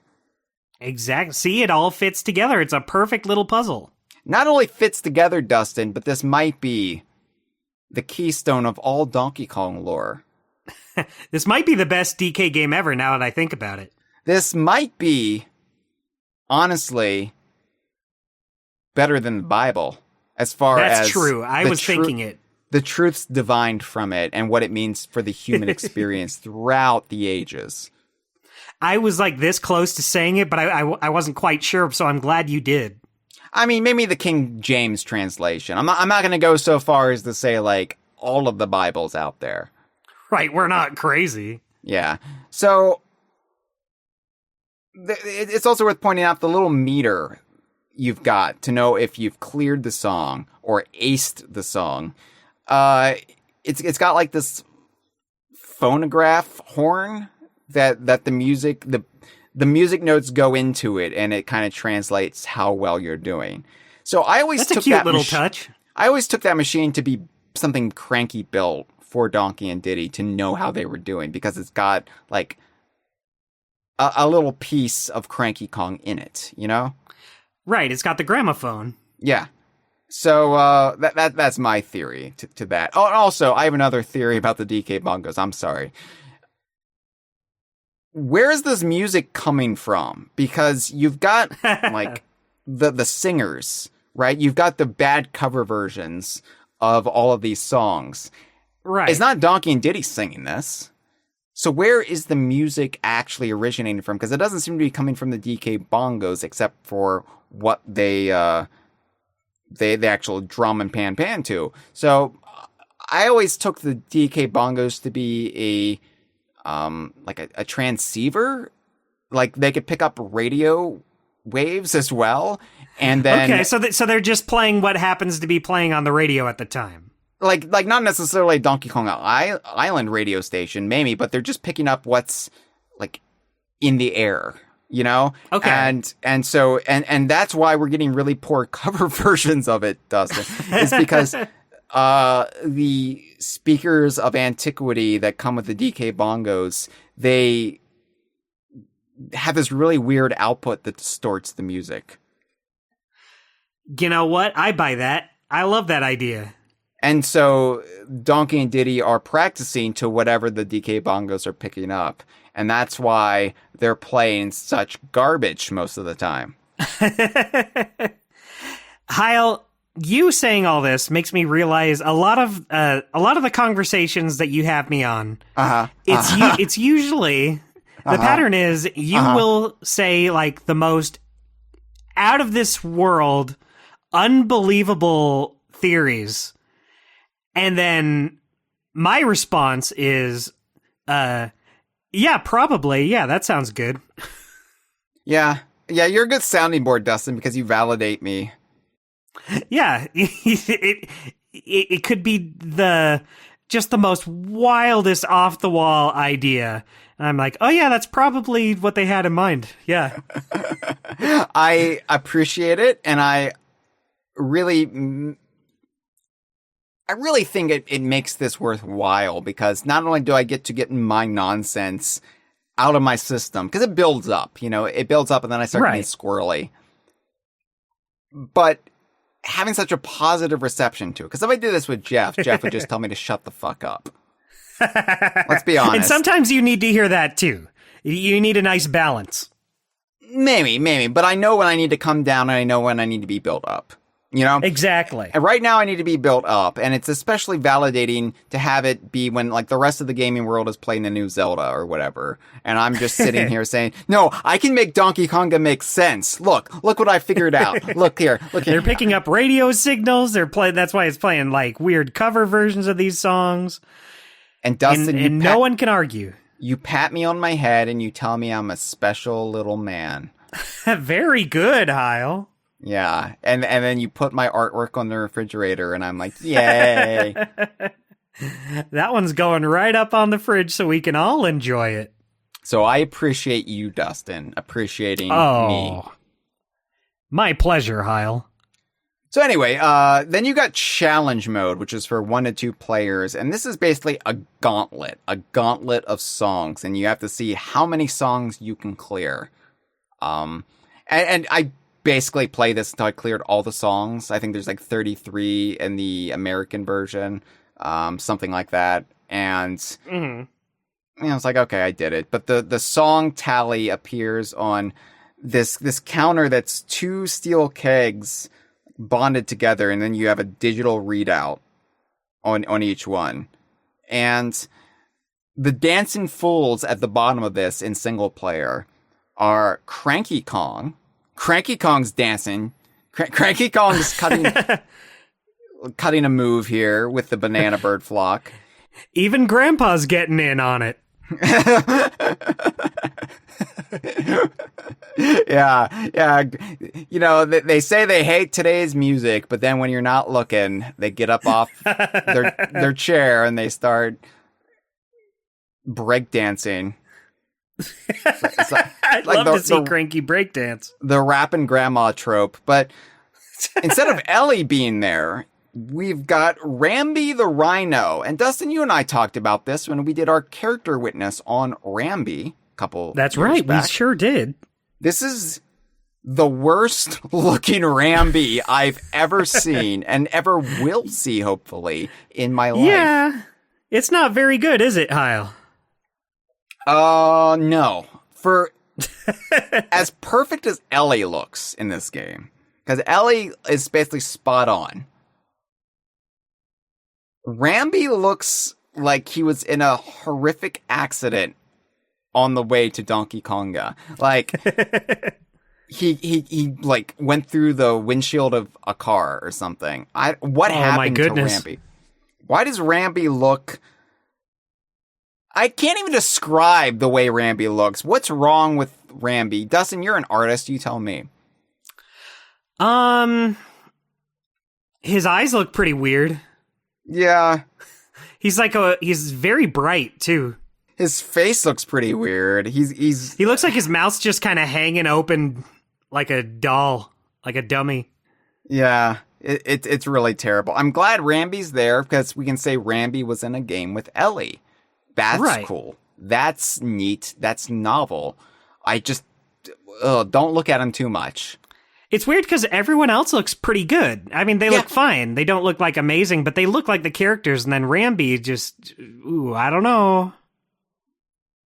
I don't know either. I don't know what happened or how that happened. Like, I'm not crazy about the way Rambi looks in the retro games, the Retro Studios games, but it still looks better than this. It's aesthetically pleasing, even if it's not like exactly Rare's model for Rambi. This one is just unpleasant. Yeah, just completely unpleasant. Speaking of other unpleasant things, let's talk about the other game modes. Battle mode. Battle mode is reserved for 2 players, and it's basically just Donkey and Diddy competing head to head to see who can perform a song better. That's it. Right, your standard multiplayer mode. Yeah, it's basically like street performance mode, except head to head. Right. And then 2 of them. Now there's 2 of them. Jam Session is the mode that can have a 3rd player or even a 4th player if you really splurged on the DK Bongos. And it's just casual play. It's basically just we're drumming for fun. And we're making music as friends. Where those people on the American Donkey Konga box art, that was them. They were doing Jam Session. They're doing a jam sesh. So, in single player, this is where you see all of the characters come together to dance. And when I say all of the characters, I mean all of the characters in Donkey Konga. Diddy Kong, Cranky Kong, the flock of banana birds, Ellie the elephant, Rambi the rhino, and King K. Rool. Oh my goodness gracious.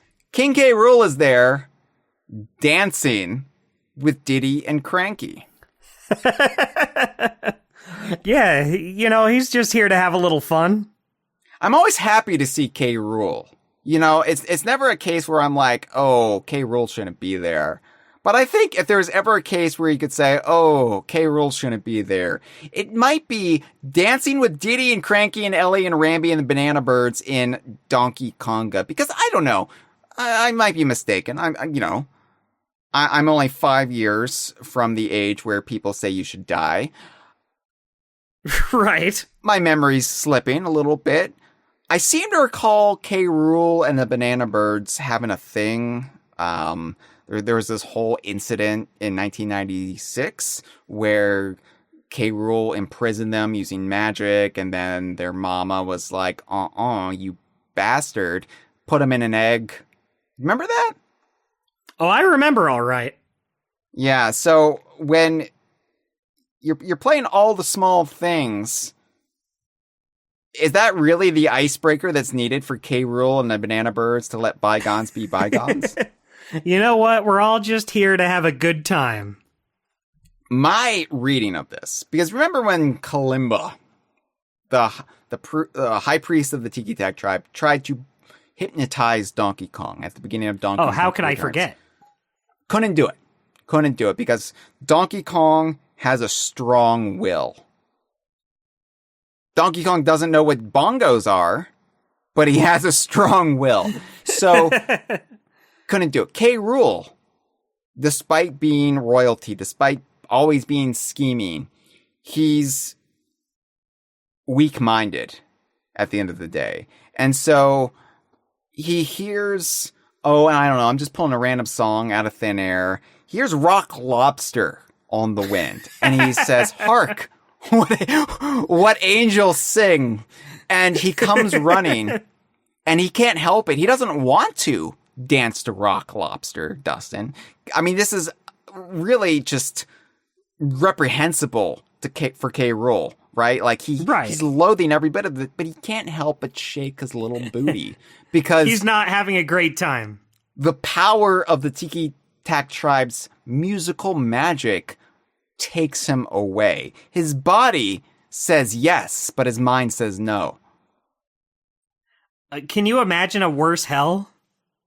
I do enjoy seeing this, knowing that K. Rool is basically like saying every curse and expletive he can think of in his brain while he's dancing there next to Cranky and Diddy Kong and Banana Birds. He's eyeing the Banana Birds because he's like, oh shit, I'm going back inside the egg. Any second now, the Queen Banana Bird's going to fly down and yoke me. Oh God, not again. So, yeah. I will say, points for Donkey Konga. It's got more Donkey Kong characters in it than Donkey Kong Jungle Beat, than Donkey Kong Country Returns. And when I say Donkey Kong characters, I mean returning Donkey Kong characters, obviously. Because obviously, Hoofer is a Donkey Kong character. Obviously, Professor Chops is a Donkey Kong character. But when I say returning Donkey Kong characters... Right, characters we know and love. Yes. It's got... Well, you can count them in Jam Session. It's got 1, 2, 3, 4, 5, 6, and then 7 if you count the Banana Birds. A bounty. That's not a bad number. Yeah. So, as far as the DKC series is concerned, I guess. That being said, if you give me Donkey Kong Jungle Beat or Donkey Kong Country Returns, or Donkey Konga and say pick one, I'm going to pick Donkey Kong Jungle Beat or Donkey Kong Country Returns 10 times out of 10. I mean, it's nice that they're here, and it's lovely to see Ellie dancing with Rambi. To, I don't know, I'm just pulling a song off the top of my head, Dustin. It's just off the top of my head, Shining Star by Earth, Wind, and Fire. Just pulling a song out of the top of my head. Yeah, it's really nice to finally see Ellie and Rambi dance to Shining Star, like I always wanted them to. But it's not a fully rewarding experience. Like, you see the visuals and you're like, hell yeah, Ellie. And then the 90 seconds pass and the song's over and you're just like, can I do something else now? Time to play a different game. So let's talk about the track listing, Dustin. You got it. There are 3 different track listings depending on your region. There is the Americas. We got a track listing. Japan has a track listing. And I believe Europe and Australia have the same track listing. So 3 different versions of Donkey Konga that you can experience. It's funny when Craig Duncan, the head of Rare, was on the Kongversation. We were talking about Donkey Konga for some reason. And for some reason. Craig Duncan was talking about how he actually enjoyed Donkey Konga. And I was like, yeah, Craig Duncan, because you had the European track list. You don't know what our world was like back then. You wouldn't say that, Craig Duncan, from off of Rare, if you had the track listing we had to deal with in the States, in Canada, in South America. This fucking track listing, like, I don't even want to go through all the songs, Dustin, but basically, okay. Europe and Japan got a lot more in the way of video game music and a lot more like classic songs that I feel like works for Donkey Konga. And the Americas got a whole lot of garbage. And we're not going to break down like each region, which songs work and which songs don't. You can look this up online if you want to. You can watch YouTube videos of it. We would be here all night. We're not going to break down like, well, Europe had the Jackson 5's I Want You Back. Rest in peace, Tito. And, Japan had La Bamba by Richie Valens, which works, yeah, for Donkey Konga in my estimation. But All right, like the biggest issue with Donkey Konga, Dustin, the lack of Donkey Kong music in Donkey Konga. Because, yeah. So what do you mean? There's ditties. Okay, we will talk about ditties because how could we not? But Donkey Kong, even at this point in 2003, 2004, when video game magazines, video game websites, when the Gen Xers who have given voice to all video game critique during this time, when they've turned against Donkey Kong Country, when they've turned against Rare, one thing that not universally, but by and large was still held true to was, the Donkey Kong Country games had a good soundtrack. Right. David Wise, Evelyn Novakovic, Robin Beelan's one song. Grant Kirkhope has a lot of beloved songs in Donkey Kong 64. There's stuff you could work with there. And I'm not saying this whole game needed to be Donkey Kong music, because I know what they were trying to do with it. They were trying to have their big breakout hit for the Nintendo platform. Their right, they wanted to be cool. Their big rhythm game, their big party game, the thing that in their mind would help sell systems to the normies.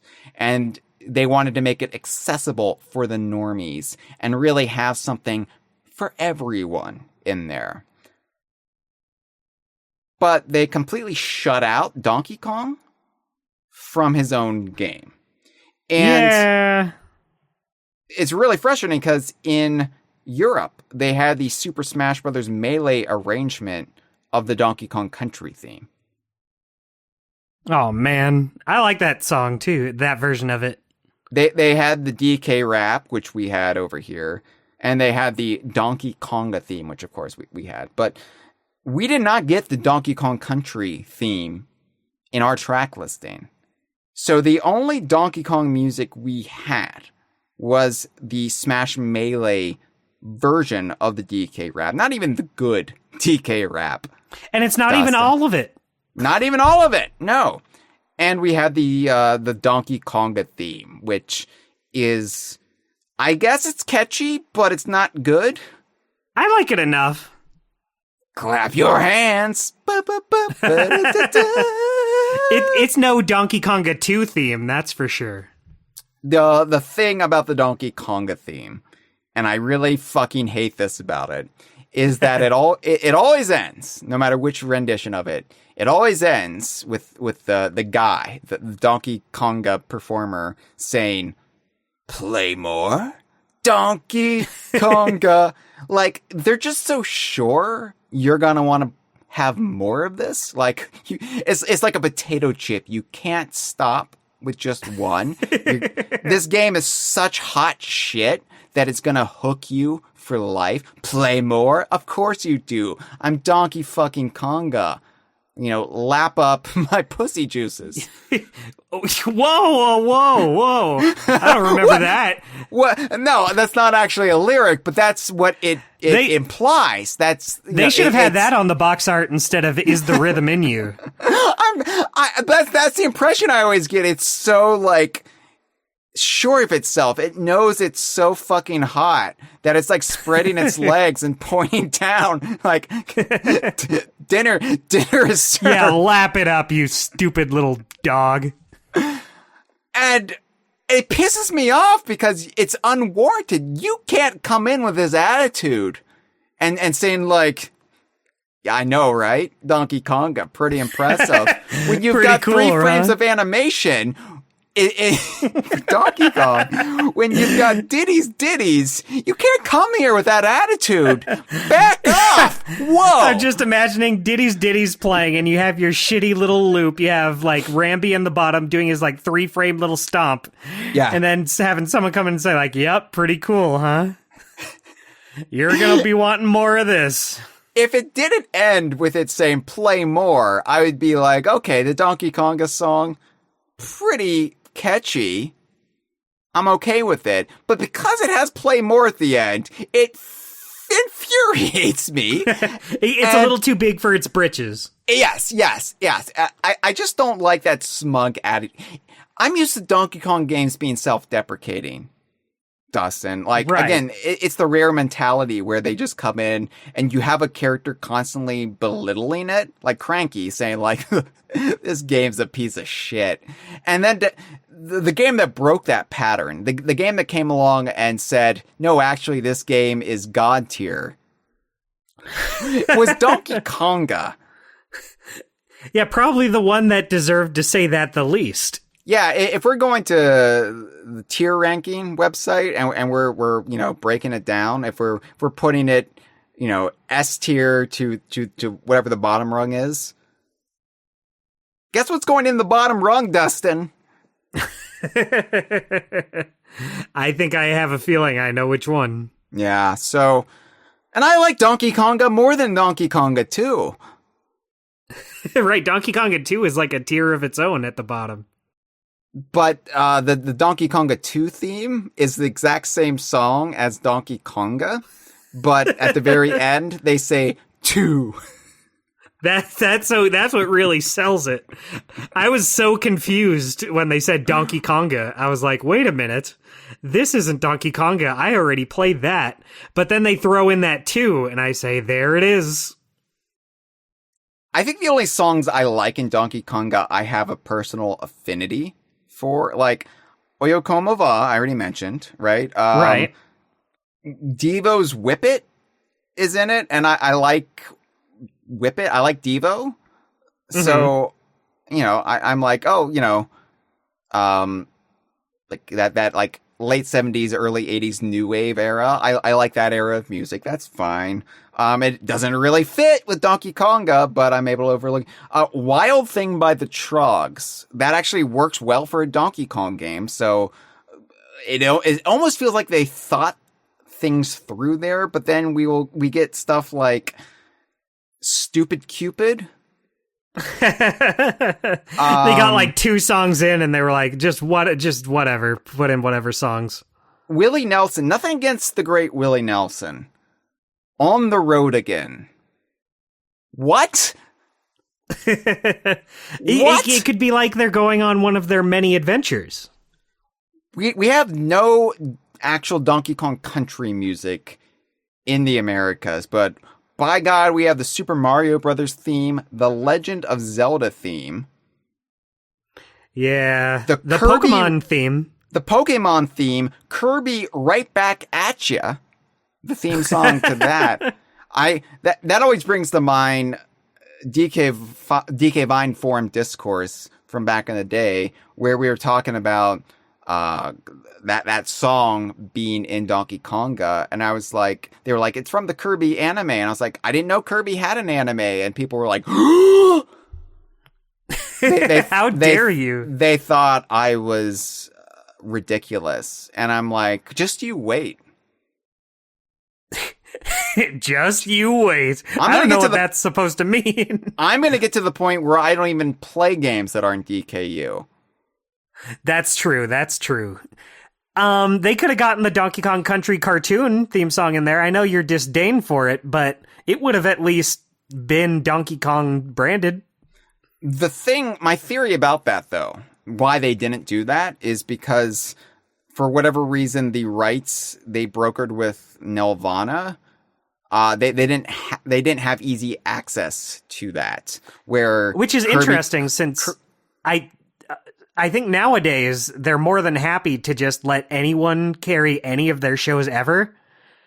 If they did Donkey Konga now, that wouldn't be an issue. Yeah, but I think like Kirby and Pokemon, they had more of a relationship with the studio. Okay, I get you. I could see that. You had classical music like the Turkish March from Mozart, Brahms' Hungarian Dance No. 5 in G minor. You like again, those classic Donkey Kong songs. Tito Puente works for Donkey Konga, but like I like the B-52s, like Rock Lobster. Like I said, I like that era of new wave, but it's just such a weird mismatch. Again, I think they were trying to get something for everyone in there, and with the original, which I think makes sense for a rhythm game. It might make being sense, able to appeal. What's going to happen is in any family, or any group of people, there might be like 2 or 3 songs somebody likes, and then the rest is just white noise. And with Donkey Konga 2 in the Americas, what they would do is they would pivot and try to make Donkey Konga 2 more contemporary, try to appeal more to millennials. Right. And they would try to go for like that's the infamous Good Charlotte game where they partnered with Good Charlotte for the marketing, and they tried to have a more edgy attitude for Donkey Konga 2. And it was rated teen because they have songs about like what to do when your man cheats on you and shit like that. And it's just like, whoa, that's a hard jump from ditties. And I was gonna say, ain't no ditties here. So what is ditties, Dustin? Our go-to, along with bingo, slagging off of Donkey Konga. Ditties is a medley of nursery rhymes. Ugh, pretty cool. Nursery rhymes and childhood songs. We've got "Happy Birthday to You." And that was before it went public domain. That's a good big get. I was going to say they ponied up the cash for Happy Birthday to You. Maybe you can do it if you hide it in a medley. Maybe that was the impetus for ditties. Like, it's technically not the birthday song. It's just part of the song. Yes. Because I think by 2004, there was already some dispute about whether or not they actually like had a copyright on the birthday song, or if like it was kind of falling apart already by then. But Happy Birthday to You, the Itsy Bitsy Spider. Oh my god. And Row, Row, Row Your Boat. Yeah, I mean, those are all what I think of when I see Diddy Kong. Funny enough, 2 of those songs are in Sea of Thieves, so I guess Craig Duncan really did like Donkey Kong. We're still waiting on the Itsy Bitsy Spider, but we'll get there someday. Hashtag bring back the Itsy Bitsy Spiders. Hey, there it is. Excuse me. Itsy Bitsy, bring back the Itsy Bitsy Spiders hashtag. Got to do it right. In 2004 style.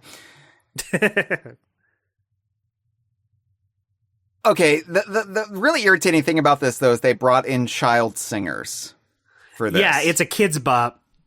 It's a kid's bop. And again, I understand they were trying to appeal to all age ranges in the original game. So that goes preschoolers to whoever like Santana appeals to in 2004. Your dad. Right. You know.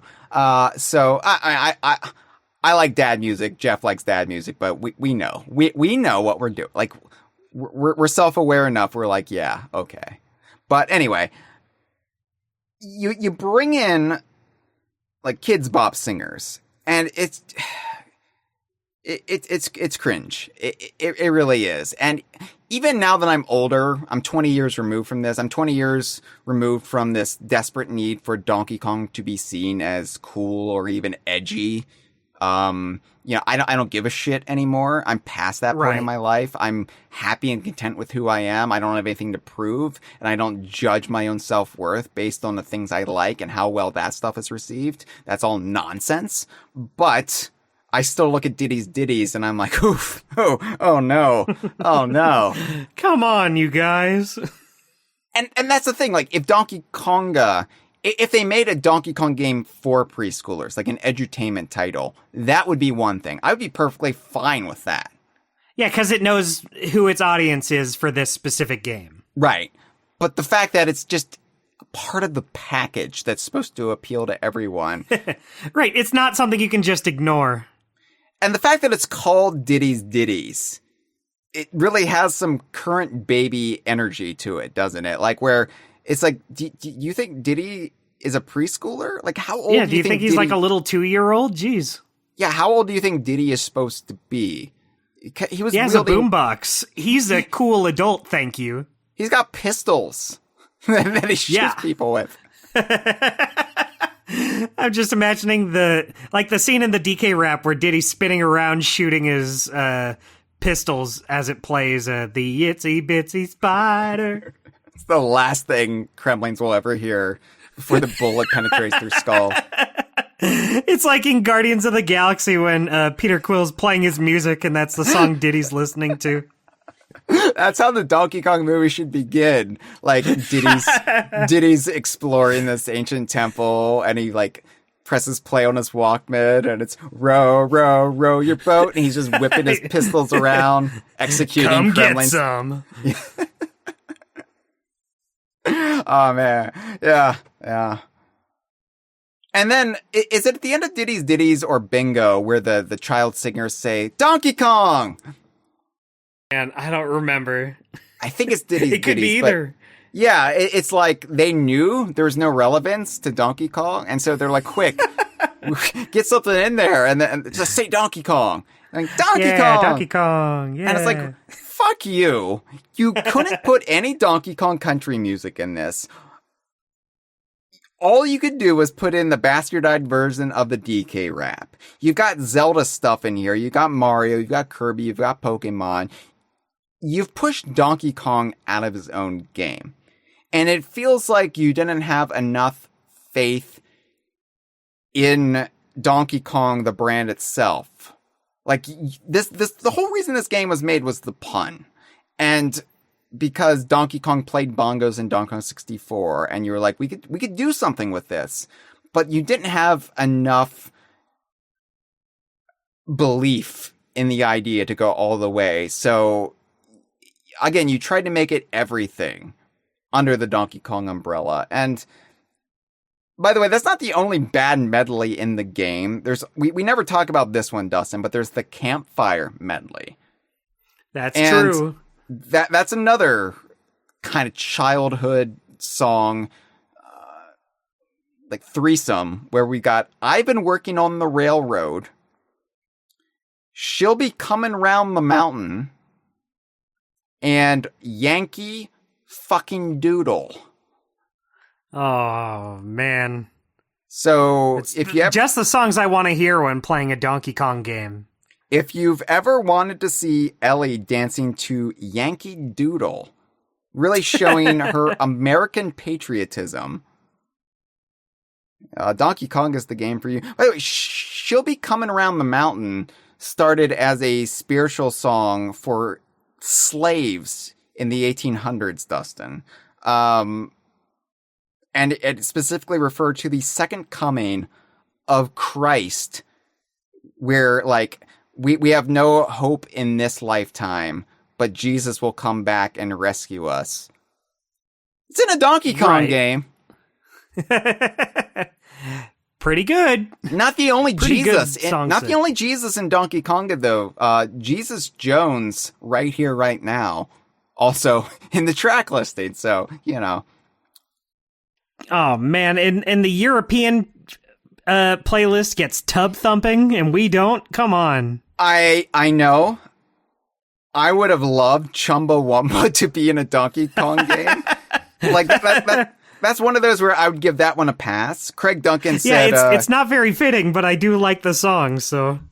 Craig Duncan said his favorite game in Donkey Konga, having the European version, was 99 Luft Balloons by Nina.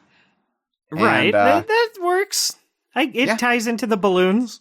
Yeah, the balloons that Donkey Kong's bringing to life from his imagination. Yeah, 99 of them. Man, Donkey Kong really should have thought himself up a better game. Yeah, seriously, he had all the power in the world to materialize whatever he wanted. He could have made Donkey Konga the good version. By the way, just to show you how fucked this was, the Americas got Donkey Konga on September 27th, 6 days after the 21st of September. Yet it was the European version that got the Earth, Wind, and Fire song September, which says, do you remember the 21st night of September? We should have had that one. Yeah, come on. Because then we could have been like, yeah, it was 6 days ago. That would have made it all worth it. Fuck. I'm getting angry about it now.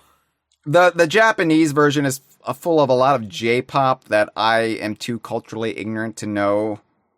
Right, I don't know most of these. Yeah, some anime music. That's not just Nintendo. Oh, they have the anime. Pikmin song in there. I know Uta. I like that. I mean, that's another video game song that's not Donkey Kong, but I do like that song. I don't even know how that would go with Bongos. How does most of this go with Bongos? It's all a cheat, really. Yeah. I think that nowadays, or at least I wonder nowadays, if you did Donkey Konga today, if you would even have the different international track listings, or you just have one master track list. Because, nowadays you've got a lot more, popularity of music that crosses the oceans. J-pop, K-pop, far bigger in the Americas than it was 20 years ago. And I think you would have just have everything in there. I know music licensing differs from country to country. That also plays into it. But I don't know. I don't think there would be as much of a reason to have such a wildly different track list from country to country or continent to continent as you did 20 years ago. Right. And also disc size or cartridge size if they were to do it for Switch. Just load that fucker up with songs. Just load that fucker up, yeah. That could be the catchphrase. Japan gets Mambo number 5? Yeah, that would have been. Yeah, load that fucker up. I'd say oh man, this game has all the songs in it. Gobble up these pussy juices because we've loaded this fucker up.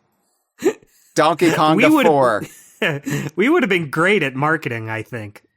Honestly, I feel like we dodged a bullet not getting Mambo number 5 because, God, I hated that song in 1999.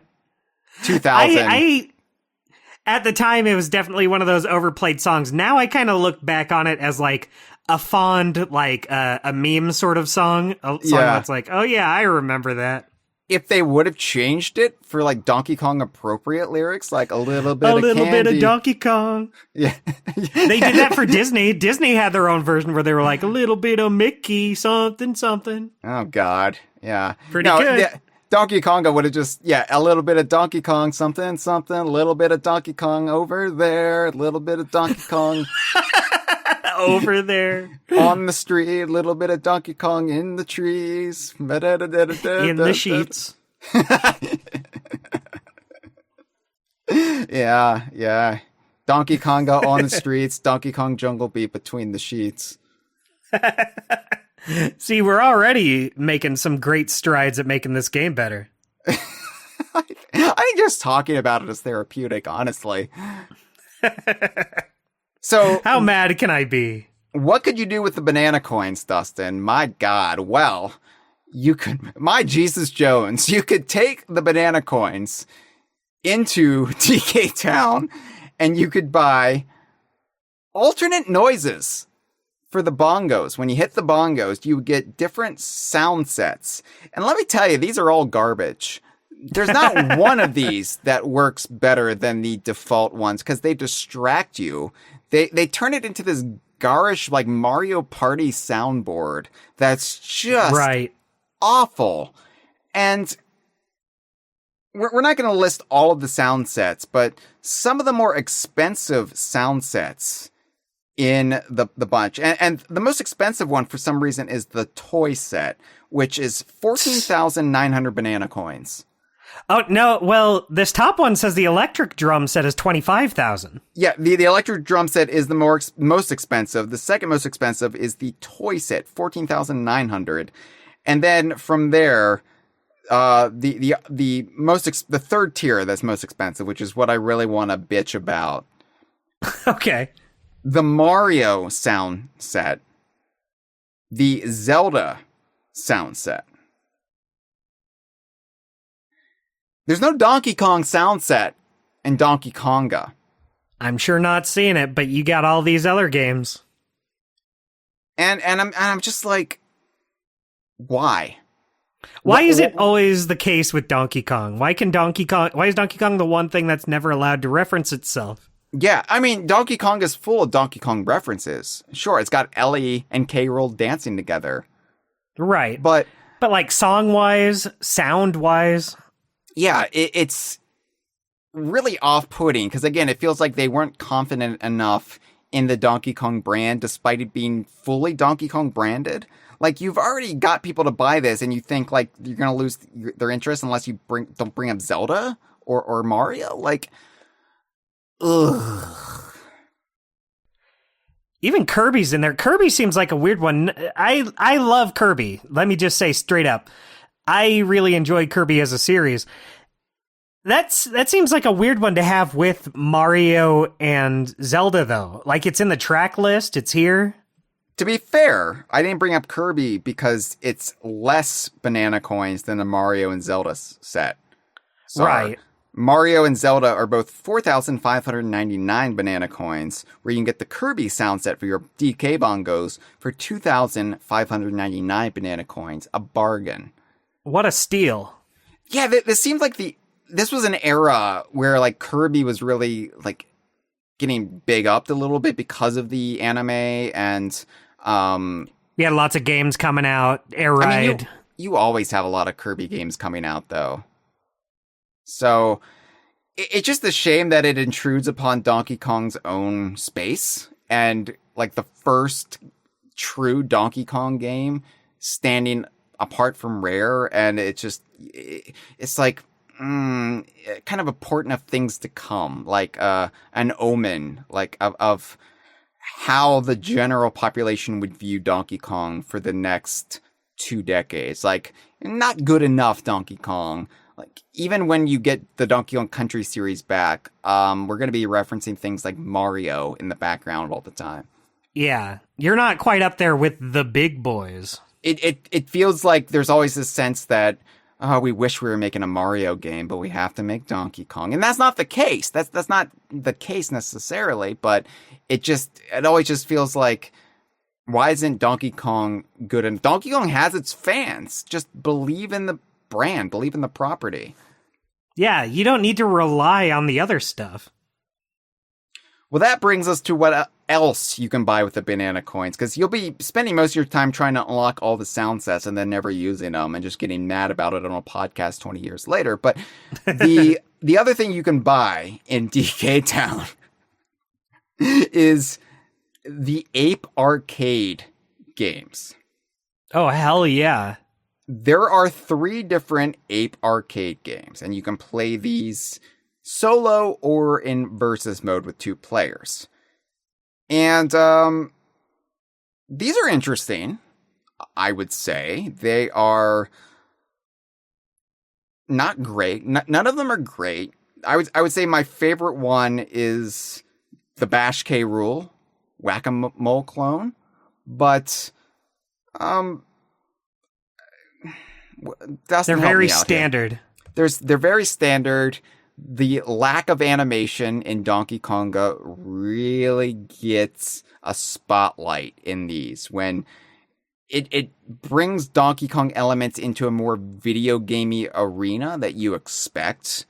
And then you're like, oh yeah, this game looks like a Flash game. Yeah. Look at these clip art bananas they just place. Yeah, so let's start with 100-meter vine climb, which is a game where you climb vines and collect fruit to set records. That's how the game pitches it to you. And this is basically an homage to Donkey Kong Jr., the arcade game. Right. The modern adult Donkey Kong, be he Donkey Kong Jr. or not, is climbing vines, and there are fruits, the same fruits that appeared in Donkey Kong Jr., bananas, and you get banana bunches, which are worth 5 points, oranges, and apples. And yeah, this is clip art fruit just pasted on the screen. Good enough. Donkey Kong's climbing with very limited frames of animation, and he's climbing vines a la Donkey Kong Jr. in the Congo jungle. And the background looks fine for what it is, but you've got to avoid 2 different types of Kremlin crew baddies. Claptraps make an appearance in Donkey Konga. Hello, Claptraps. Hello. They look weird in Donkey Konga. Yeah, they look very flat. They don't look how they should. They look like they're tubes. there. They look like tubes, like pastry tubes, like the icing tubes for a birthday cake. That's what they look like. Right, yeah. And then a zinger also appears at the end, and the zinger looks fine. Yeah. No, I can't complain. Now this isn't like Donkey Kong Jr. and like you're not like dropping the fruit on the clap traps, which is very evocative of the snap jaws from Donkey Kong Jr., the little wind up alligator things that Mario sets off, you know. And it's like, oh, that's cool that they're like recontextualizing it for the modern era of Donkey Kong. There's clap traps there, and you know, gotta throw in a zinger because why not? But you just have to avoid them, and basically it's just getting to the 100 meters and seeing how many pieces of fruit you touched. Yeah, not much to it other than that. Yeah, hours of fun. It's pretty basic and not very interesting. I played it once, and then I was like, that's probably enough. Cool, yeah. Not knowing how thirsty I would become for zingers down the road, but... Yeah, now you can get your enjoyment out of this just from that alone. It's like, oh, thank God, a recognizable element. An oasis in the desert. However, that's not my least favorite game of the bunch. Banana Juggle is my least favorite. Oh, definitely. This is where you're Guess what you do? Yeah, you're hitting the DK bongos. And so Donkey Kong's sitting on the beach, and Diddy's there, and Donkey Kong's juggling bananas. And every time you clap, Diddy will throw in another banana for you to juggle. And you have to keep them in the air and see how many, max you're carrying and what your top score is. And, you know, it's fine. Yeah. What can you say? I can't you say just anything described about this. all of it. Yeah. Now, what is like the connection with the bongos in universe? Are like the bongos actually in play here? Is this just something Donkey and Diddy are doing to piss away the hours? Like, are they like, all right, let's take a break from the bongos because my hands are tired. Yeah, we've been playing a lot of Kirby's Right Back at You theme. We got to take 5 and juggle some bananas. What does Donkey Kong even think when he's playing that song? Because is he like, oh yeah, Kirby, that guy sucked me up? and Smash, right? Like in Smash. Right. I'm not saying anything untoward here. I'm not trying to be lewd. I'm saying no. Get that trash out of your minds, listeners. Donkey Kong was inside Kirby's mouth in Smash and Smash Melee. Yeah, that's how much clearer can we make it? Kirby pooped Donkey Kong out. Yeah, you know. I mean, that's what Kirby does, right? When he like assumes the ability of his victim, he poops them out, right? I guess you come out of Kirby's anus, his little anus hole. I do think Kirby's anus would be pretty clean, given the way his digestive tract works. Like, I don't think he's got any dingleberries, Kirby. No. Kirby has good hygiene, I want to say. Well, it's not just good hygiene. I just think biologically, his digestive system just doesn't work like you or I. Right. Kirby is built to have a clean anus, just naturally. It just ever clean. So when Donkey Kong exits Kirby's tight little... All right. Yeah, we'll call it a dream course. Then Donkey Kong, he doesn't have to shower afterwards. You can eat off Donkey Kong, and it's perfectly hygienic. Yeah, don't worry, everyone. You can eat off of Donkey Kong afterwards. I know this is going to keep you up tonight. He's cleaner than he was before. That should have been the edited lyrics for the DK rap.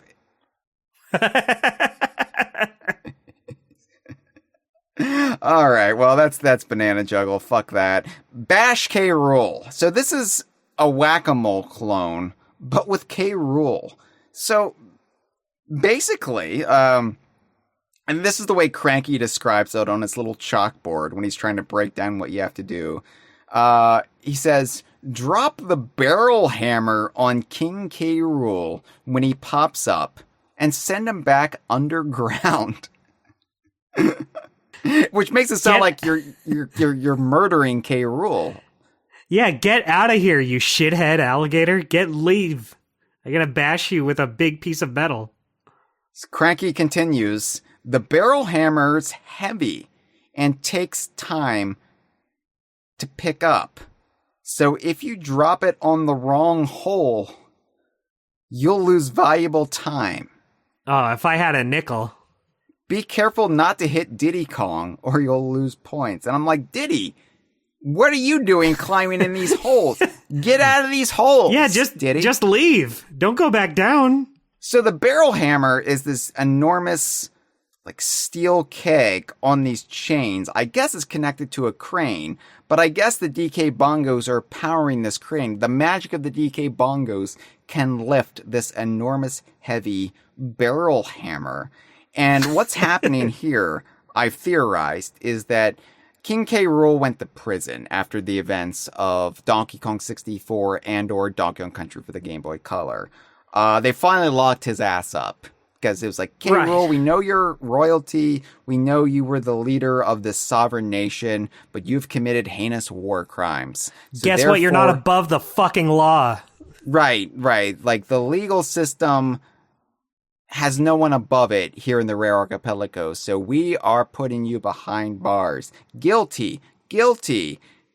And then you had like people in like the audience of the courthouse like fainting, like like as they dragged him away, and the judge was like, order in the court, and you know they had the little paper fans trying to cool themselves.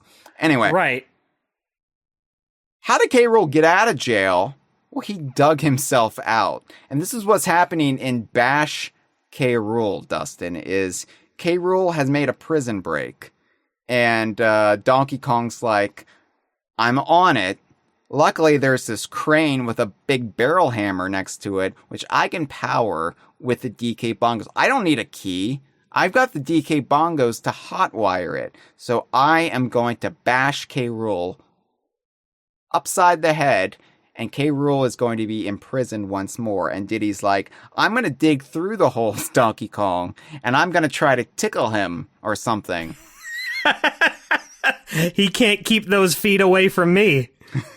Coochie coo. Oh. So that's Bash K. Rool. I thought you were going to say... So when you said K. Rool was locked up in prison, I thought you were going to say this little bashing game was like his community service or something. No, his community service is dancing to... I don't know. I'm just pulling a song off the top of my head. The impression that I get. Yeah. We Will Rock You by Queen. There you go. What I Like About You by the Romantics. You can't go wrong with any of them, really. And Mamie, him like dancing to the bongo music was another escape attempt. And like Mamie... Maybe they re-imprisoned him with Bash K. Rool, but then he dug a fourth hole, Dustin.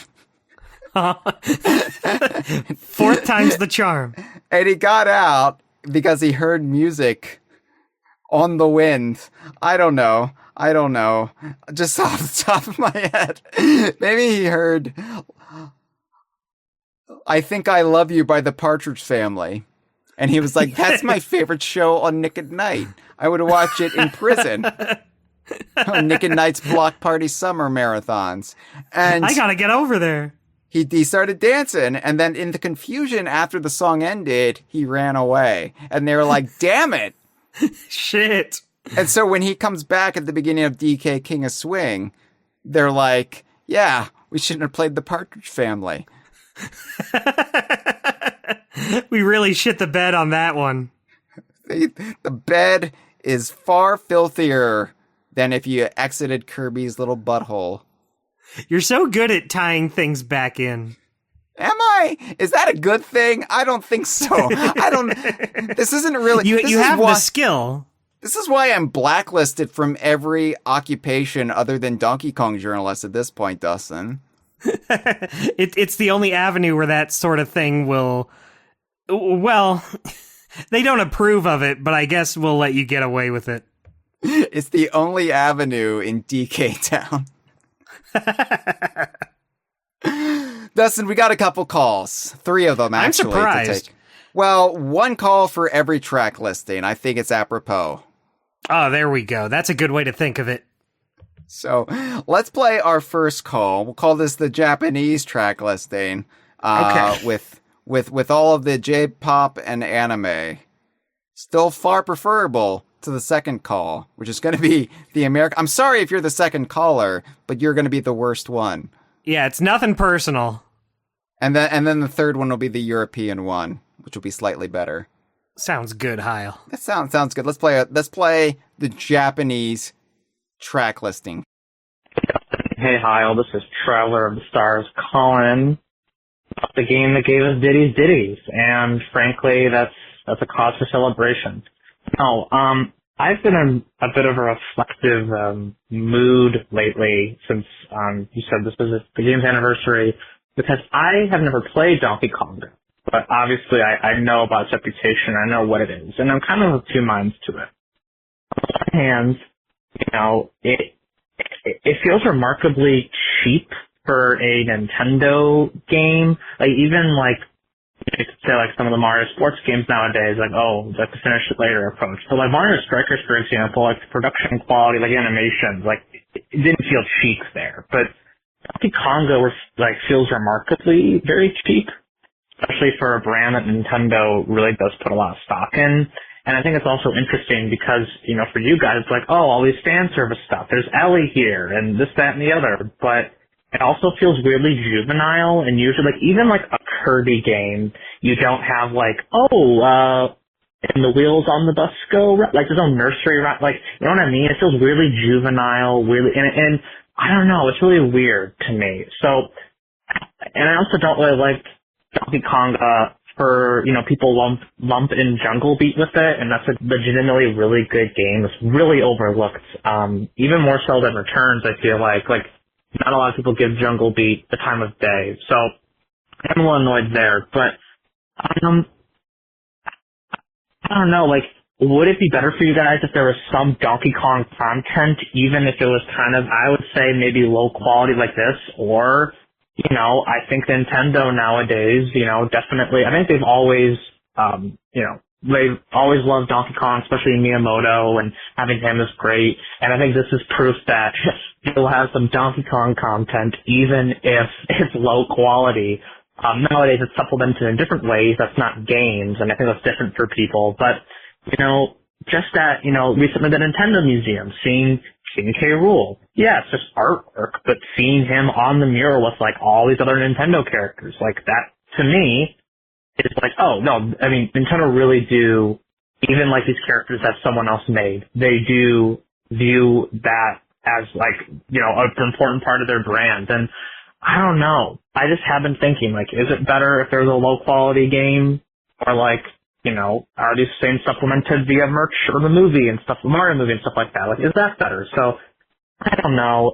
I've just been thinking about that a little bit.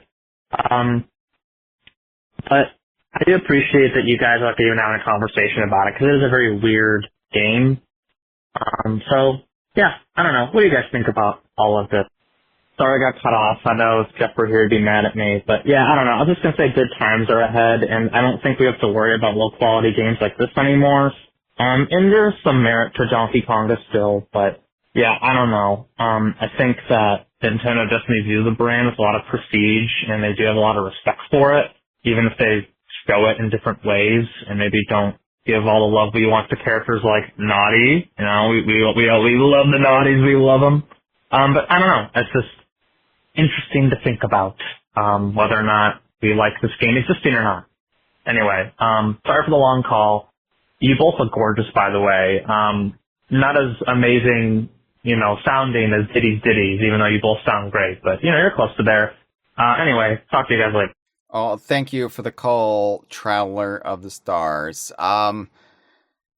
Yeah, I think the overall point was like, would it be better if we would get more cheap Donkey Kong games to kind of like pad it out rather than these long droughts, these long hiatuses without any Donkey Kong games? What do you think about that, Dustin? Honestly, I would kill for a Donkey Konga these days. Just something. Like, I get it. I get it. I get that it can be seen as hurting the brand to have a game of lower quality like this. But it also keeps the brand out there. Like, that was an era where we were getting so many Donkey Kong spin-off games. And I would, we good and bad, but we did get those good ones too. So yeah, I would love to get just like a Donkey Kong side game here and there. Kirby gets tons of them. Zelda gets them. Mario has them out the ass. Donkey Kong doesn't really get to have little spin-off titles anymore. Not anymore, but I think the biggest issue with stuff like Donkey Konga, and even to a lesser extent DK King of Swing back in this era, was that it never felt to the general population like there was a main anchor Donkey Kong game. Right. To really like support the side stuff. So it felt like you were getting a lot of fluff and not anything substantial. And Jungle Beat was the substantial game, don't get me wrong. But to the general population, as Traveler of the Stars spoke to, they looked at Jungle Beat and they thought it was another Donkey Konga. Like it was Donkey Konga 1.5 or something. Like people didn't realize it was a platformer, or they looked at the bongo-based gameplay and they were like, that's not for me, that's weird. And if you actually give it a shot and you play it and you're like, oh, okay, this is pretty fun. But it was a tough sell, especially coming out after Donkey Konga. Right. And in that case, Reggie was right when it came to, will Donkey Konga hurt the Donkey Kong brand? It did hurt it because not enough people bought Jungle Beat. And like King of Swing and Jungle Climber, they did all right, but they didn't do well enough to like be these hugely renowned games. And like the Donkey Kong games that did the best during this era, Donkey Kong Country for the Game Boy Advance.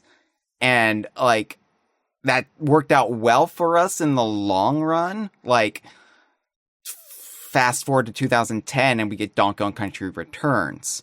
But even then, it was still like a lot of battles were left to be fought in the fandom. Like the Smash ballot bringing K. Rool back, And I think we're at a good point in the series now. People just aren't realizing yet because we still don't have a new game. We're still waiting for news on that. But everything else is kind of working out beautifully for us. We got a theme park. We got a theme park.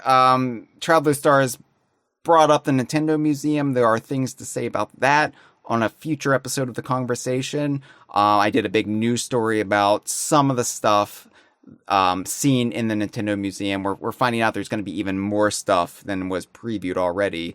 But there's a lot of surprising nods and references to Donkey Kong and the DKU in the Nintendo Museum. And like, Donkey Kong's at a really good point right now. We just don't have the thing that everybody really wants if you're a Donkey Kong fan already, and that's the Donkey Kong game.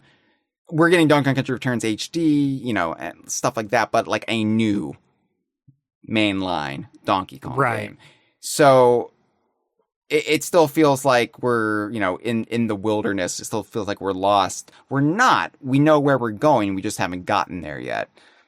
But after that, after like Donkey Kong's almost reestablished. Once we get that new game out, I think it's going to be a new golden era for the series. And once we get that new game out, then there's probably room for side games again, because you're not going to be leading with something like Donkey Konga. Donkey Konga kind of salted the earth for several years, for the entire GameCube generation, for Donkey Kong, because it was the first Donkey Kong game, the first one after Rare, and it kind of set the tone and the tenor for the next 7 years or so for Donkey Kong. And Yeah. I think a Donkey Konga has room to exist. I don't wish that wizard to remove it from the timeline at all, but it was cheap. Traveler of the Stars wasn't wrong. We talked about how cheap it looks. I think if you do a Donkey Konga with a little bit more thought, a little bit more nuance, a little bit more elegance, then yeah, maybe that would work better. Maybe we Don't just treat it like a throwaway product. Yeah. Or maybe just don't do Donkey Konga again and do a different type of Donkey Kong side game. Yeah. It does. Donkey Kong hockey. Donkey Kong, Donkey Kong Bacharach, Swanky Kong's Pizza Buffet. Yeah, just to throw one out there. By the way, hello to Me Muppet in the live stream. Good to see you. Freezer was admonishing me for something. I got some word wrong because Freezer said, "Good work, Hyle. You got more syllables right than wrong." It's probably the Japanese drumming game. Probably. I think you did pretty good. People shit on me and the way I pronounce things because I say words that I never speak out loud. You know, I'm a voracious reader, but then to actually say something out loud and you realize I've never said this word out loud. I've never heard it spoken out loud.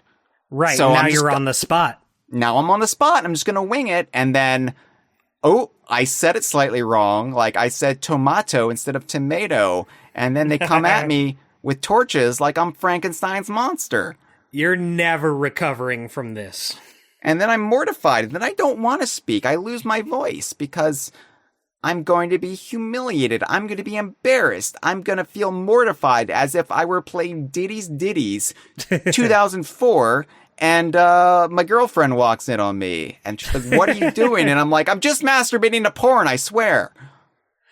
I lose my voice when I scream too much. That just seems like a non sequitur, Dustin. You're just like saying, no, like, you oh. said you said you lost your voice earlier. Oh, I thought you were not just in the saying, same way. I just thought you were just chiming in. Yeah, I lose my voice when I scream a lot. No, I was slightly on topic. You brought up losing your voice, not physically, but I figured, I got something to contribute to this one. Thanks, Dustin. Let's go ahead and play our worst call. Gotcha. Let's play the American track listing.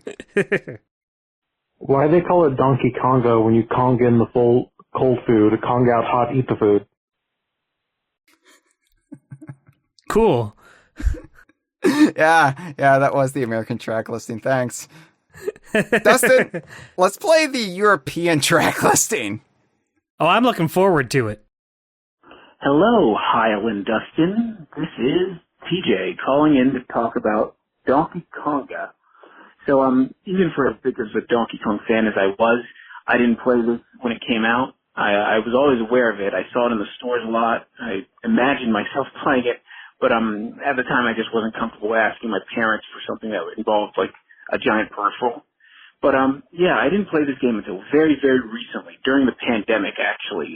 During the pandemic, I remember spending part of my stimulus check on a used box set of DK Bongos, as well as Donkey Kongas 1 and 2, and Jungle Beat. Still haven't played the latter two yet.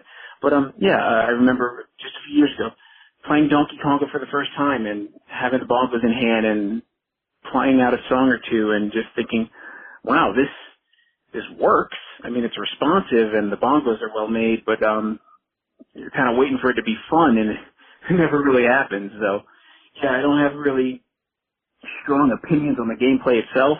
I will say one thing. One thing I appreciate both about the Konga games as well as Pan games, I appreciate that they were kind of pushing Dixie and Funky to be the respective players 3 and 4 of the Donkey Kong games. Because, of course, Dixie was the player 3 at first, she was the third protagonist, but DK64 happened, and she was nowhere to be found in that. And, as far as I know, prior to the Donkey Kongas, I don't think Funky was ever playable. But, the DK King of Swing, Jungle Climber, as well as Donkey Konga 3, they brought him into the limelight. And I just appreciated that. Like, even though Tropical Freeze went with Cranky to me, Cranky, I'll always see him as an NPC. It'll never be my instinct to look at Cranky and say, oh, he should be playable in the next game. So to me, Funky Kong will always be my ideal player 4 character in the cast of Donkey Kong characters. You know, you have Diddy Kong Racing DS, which was tiny, but who knows what that kid is up to nowadays. But, not much else to say. Thanks for taking the call. Well, thank you for the call, TJ. Wow, imagine spending the pandemic losing your Donkey Konga virginity. Man, what? I don't even know how to respond. I'm glad you had a good time, I guess. Yeah, you've heard of lockdown, but TJ was in rockdown. Oh, no way you just went there. Rock lobster? So... That does bring up a good question, though, because Dixie didn't join the series until Donkey Konga 2. And we know that was her, like, she wasn't off-screen in Donkey Konga 1. Donkey Konga 2 makes that abundantly clear. Right. Funky would be in the Japan-only Donkey Konga 3. So who's controlling players 3 and 4 in Donkey Konga if Dixie and Funky are nowhere to be seen? One of a couple of banana birds, maybe. It's just banana birds hopping on the bongos. And yeah, like one takes the left bongo, another takes the right bongo. That also brings up another good question, though. There's only one set of DK bongos canonically. So what is Diddy playing?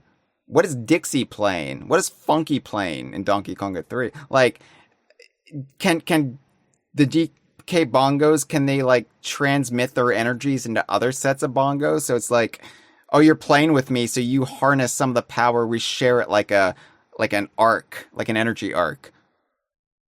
Yeah, probably. That's probably what they wanted. That's probably what they had in mind.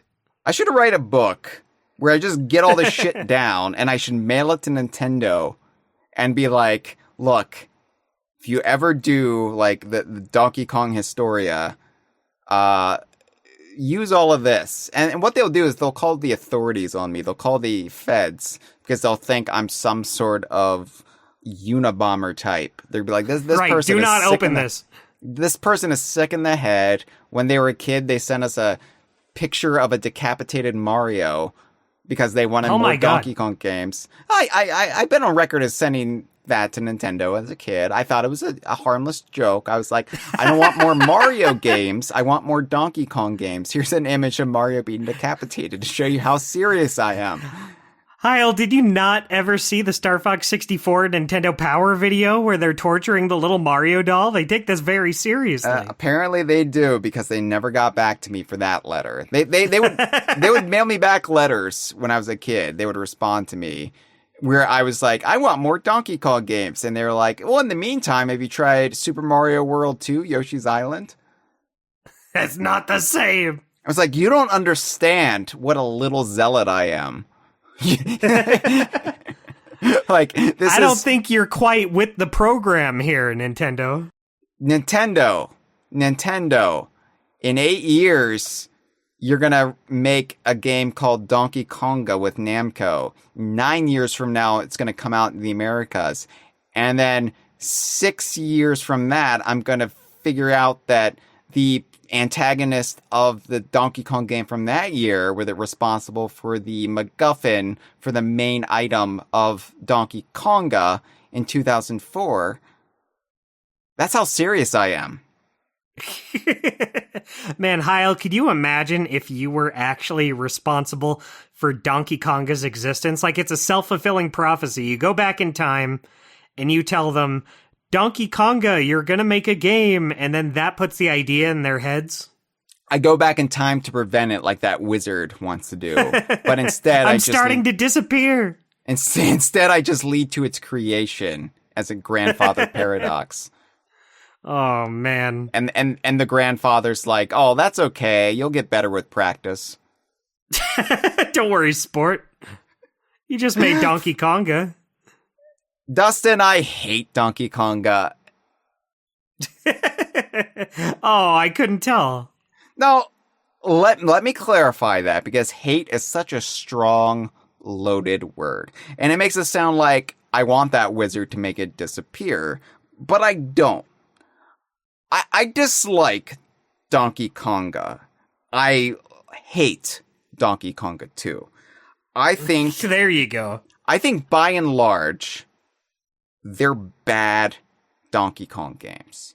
The peripheral is fine. The peripheral works, as TJ said. It's responsive. It's pretty good. Works great with Donkey Kong Jungle Beat. But the Donkey Konga series, they're bad at what they do. And they're terrible Donkey Kong games. they're just awful Donkey Kong games. I like that Dixie's there. I'm right there with TJ. I like that Ellie's doing a dance. I like that you have to send K. Rool back to jail. But that's all just window dressing. Right, it's not the actual game itself. It's window dressing with poor frames of animation.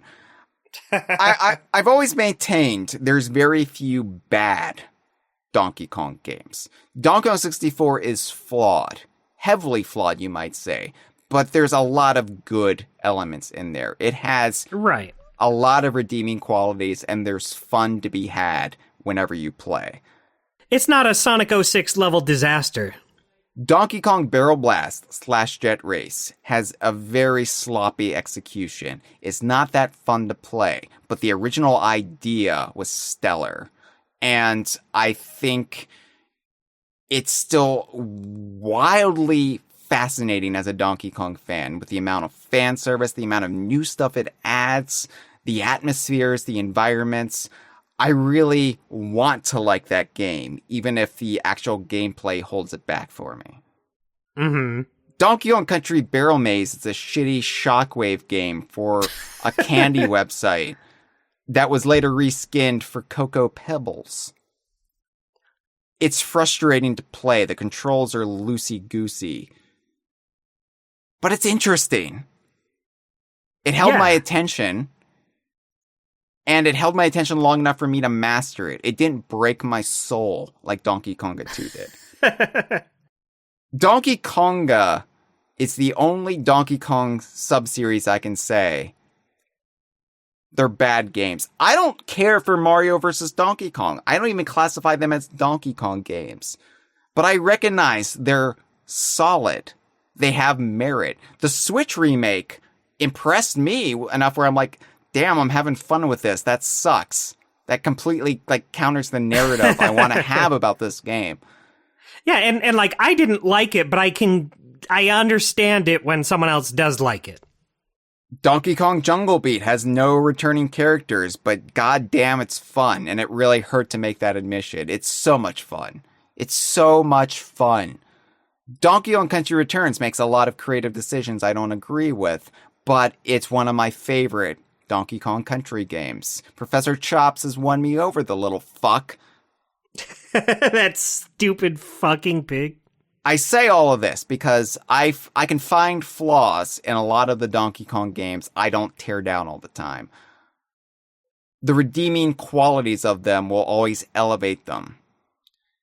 Donkey Kong is the only game sub-series in the Donkey Kong series where I struggle to do it. And I can find good things to talk about. Like, yeah, I like that little bit of fan service. I like that one song is in there. That's fine. But they're terrible Donkey Kong games, Dustin. It's the only sub-series I can say that about. Bad Donkey Konga. Yeah.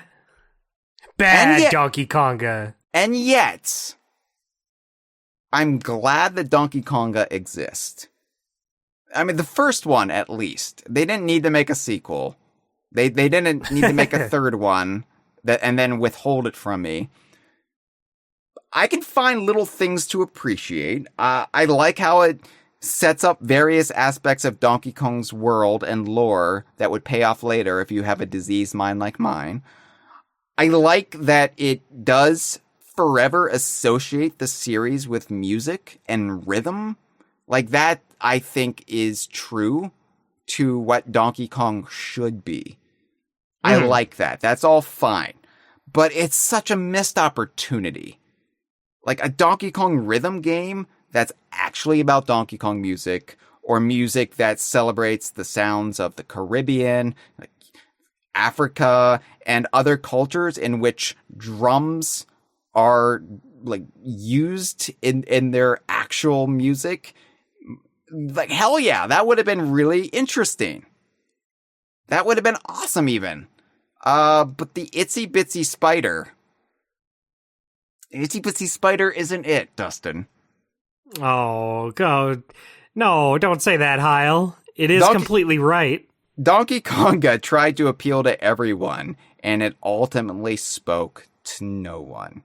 And the game sold a reasonable amount, the first one, as Reggie Fils-Aimé said. But the second game more or less bombed in the West, and the market confusion around the DK Bongos did hold back Donkey Kong Jungle Beat. That being said, had that not happened, we might never have gotten Donkey Kong Country Returns, Donkey Kong Country Tropical Freeze, Donkey Kong Country as a theme park expansion in Nintendo World in Japan and the United States. And there might not be any reason for DK Vine to still exist. We might have shut our doors down in 2010, as was the original plan, had Donkey Konga not torpedoed all of the other plans of the buyout era. So that's true. In that sense, we owe everything to Donkey Konga. I guess we should play more. This has been a File 2 production. Que rico.